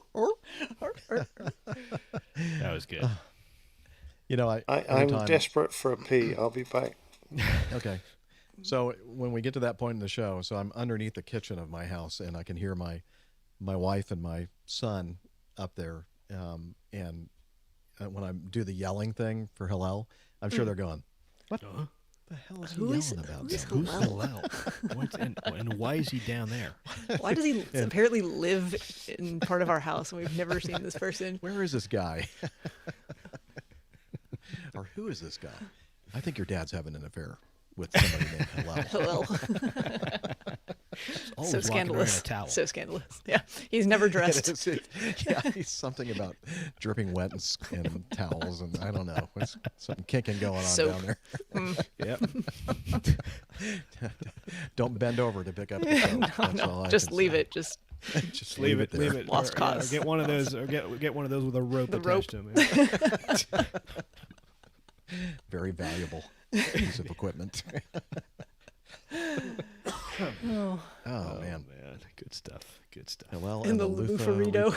yeah. I guess we have decided it's officially a loofah-rito. It's. I don't know. I mean, he's your never, call. He's never given me any positive guidance regarding that. Cleaning tool for in the shower or form of sustenance? Uncertain. You be the judge. Both. Both, yes. Oh, the snack team? What? The snack team? Snack? Slack team? Instead of a slack team, it's a snack team. Okay. Yeah. Yeah. I forget that people can't hear what you're saying, Liz. Anyway, welcome back, Nick. He's back, so let's don't talk about him anymore. Good show. Good show. Yeah, fun. Enjoyed it. Any? Well done, Jeff. Oh, thank you. Yeah. I'm surprised that I was able to, put a couple of words together coherently. No, Well, I think we you were all managed to expecting do to more have than you in a wooden box by now, but this is much better. Well, sorry I disappointed you. Rumors of his Iron Lung. demise have been greatly Yeah. exaggerated or something to that effect. Yeah. Any suggestions for titles? Regular flying. Regular flying. Right. Expect to see a big Metamucil fuselage with wings. With wings. Oh, that would be perfect. Easy. Metamucil bottle with wings. I haven't Regular a clue what Metamucil is. It's fiber. a It's laxative. psyllium. It's psyllium. Yeah. It's Don't be what? psyllium. know Were you that present story for the about beginning the- of the show? The AN-124. Yeah, carrying but the it stuff. just I don't, and it just goes over my head. I haven't a clue what these things Psyllium are. is it's like this microfiber stuff that you. It's a soluble What, like fiber. that's choking It comes from- dolphins? Is that what you're talking about? No, it's a soluble fiber. It comes from seeds of some herbal plant, and it's used to treat constipation. So it keeps you regular. Oh, okay. How do you spell it? P-S-Y-L-L-I-U-M. Or and if you Metamucil wanna is easier. Or Metamucil. Yeah, Metamucil. Metamucil. And let me get some images. Metamucil. Okay. Let's see. We'll do. With wings on. Okay. Here we go. I've got it. Okay. Sussed. Do you? Okay.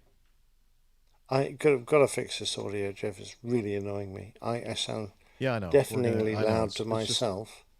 It's just not. It's not sounding like the normal. No, it's not. you It's really at weird. all. Yeah, I don't And know it what's going on. Somehow got worse halfway through. Don't understand. Yeah, so we'll get together between shows and see if we can knock it out. Cool. Figure out Cool, what's going cool. on. There we go. There's that Metamucil 4-in-1 multi-health fiber. Mm-hmm. Helps you feel Ooh, less orange hungry between smooth meals. flavor. Ooh. Yeah. Real sugar. Oh, that's really good for you then. Because it's got real sugar in it. Well, better than fake sugar, I think. Exactly. No. No. Fake sugar is better. Okay, if you say so. Well, if you're diabetic, it certainly is. So interestingly, in 2014, here in the U.S., the Food and Drug Administration approved a health claim for psyllium as a possible benefit for type 2 diabetics, or just diabetes. Yeah, no, type 2 diabetes. I guess because psyllium provided before meals improves fasting blood glucose and glycolated hemoglobin. Sounds good. Sounds marvelous. So you add your sugar to it, and you can completely neutralize that effect. Yeah, exactly right. There you go. Okay. Well, thanks everybody for hanging out with us this week. And we'll be back again, whether you like it or not, next week, I'm sure. We give you no choice in the matter. Yeah. That's right. No choice. Yeah. Stay tuned for my test results. Oh, yeah. Cliffhanger for sure. Yeah, let's hope you win. Let's see if I have anything yet. I'm going to go to the site and access the Quest portal. Sign in. I know my password's expiring. Skull and bones. Yeah, very ominous. JPEG. Ooh, doesn't look good. Not looking well, it's not good promising. Yeah. Yes, make sure you're sitting down and have a loved one with you before you read these results. Hello. What? Yes, hello. Don't go anywhere. Come hold my hand. Wait a minute. 406333. Don't want anybody listen to that. That's my special authentication code. Mm-hmm. Got it. Yeah. It's 6 digits. And it is not there yet. Oh, well. Don't know. It's a cliffhanger. Arg. No, I had one done. It took exactly 72 hours for the PCR test to be resulted. Yeah, and mine didn't go in until, I think the Dropbox location probably didn't even pick up until like 6 o'clock on Monday night. So probably won't hear anything until maybe tomorrow night at the earliest. But they told me that my chief pilot office said, don't go into any center if you think you have COVID, because then you're going to give it to somebody else. So since you already have the at-home test waiting on you, just go ahead and use that. Well, it gives you a perfect excuse to edit the show. Yeah, absolutely. Well, as I said, they knocked me out automatically. The trip that I'm supposed to be on now, and then next week's 3-day trip, I'm covered for that one as well. So. Oh, perfect. Yeah. So. Rick, can you catch this as well, please? Me? And you, Steph, and then we can just no, I think, do nothing but shows. I did not say this on the show, but I have had my first dose of the vaccine. That's right. Second dose is next Wednesday. So. All right. Already? That soon? Yeah, 3 weeks. Cool. I got the first one December 23rd. Okay. Well, you don't have to catch it because you'll be immune. I'm hoping very much. Yeah, I hope that's true. It's supposed to work. Does anybody really know? No. It's based on promising but limited long-term data at the moment. So trust in the experts. In the science. People trust in us. We're the experts. And we're only right 50% of the time. That makes me really question a lot.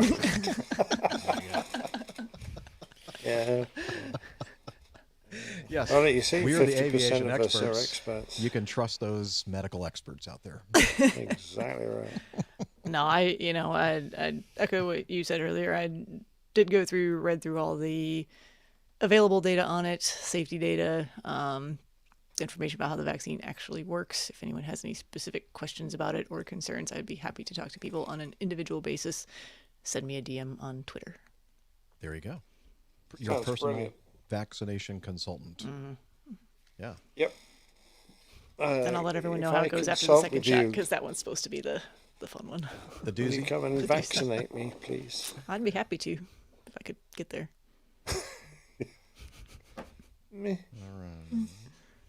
So, what do you think? Shall we end the broadcast? I think so. I can't stand this audio. Okay. Well, it's not going to get better just because we end the broadcast. Well, no, It'll but get I better won't care so much. Just stop everything. All right. End it all. Well, thank you, everybody, for hanging out with us today, and we'll see you next week. Bye. All the best.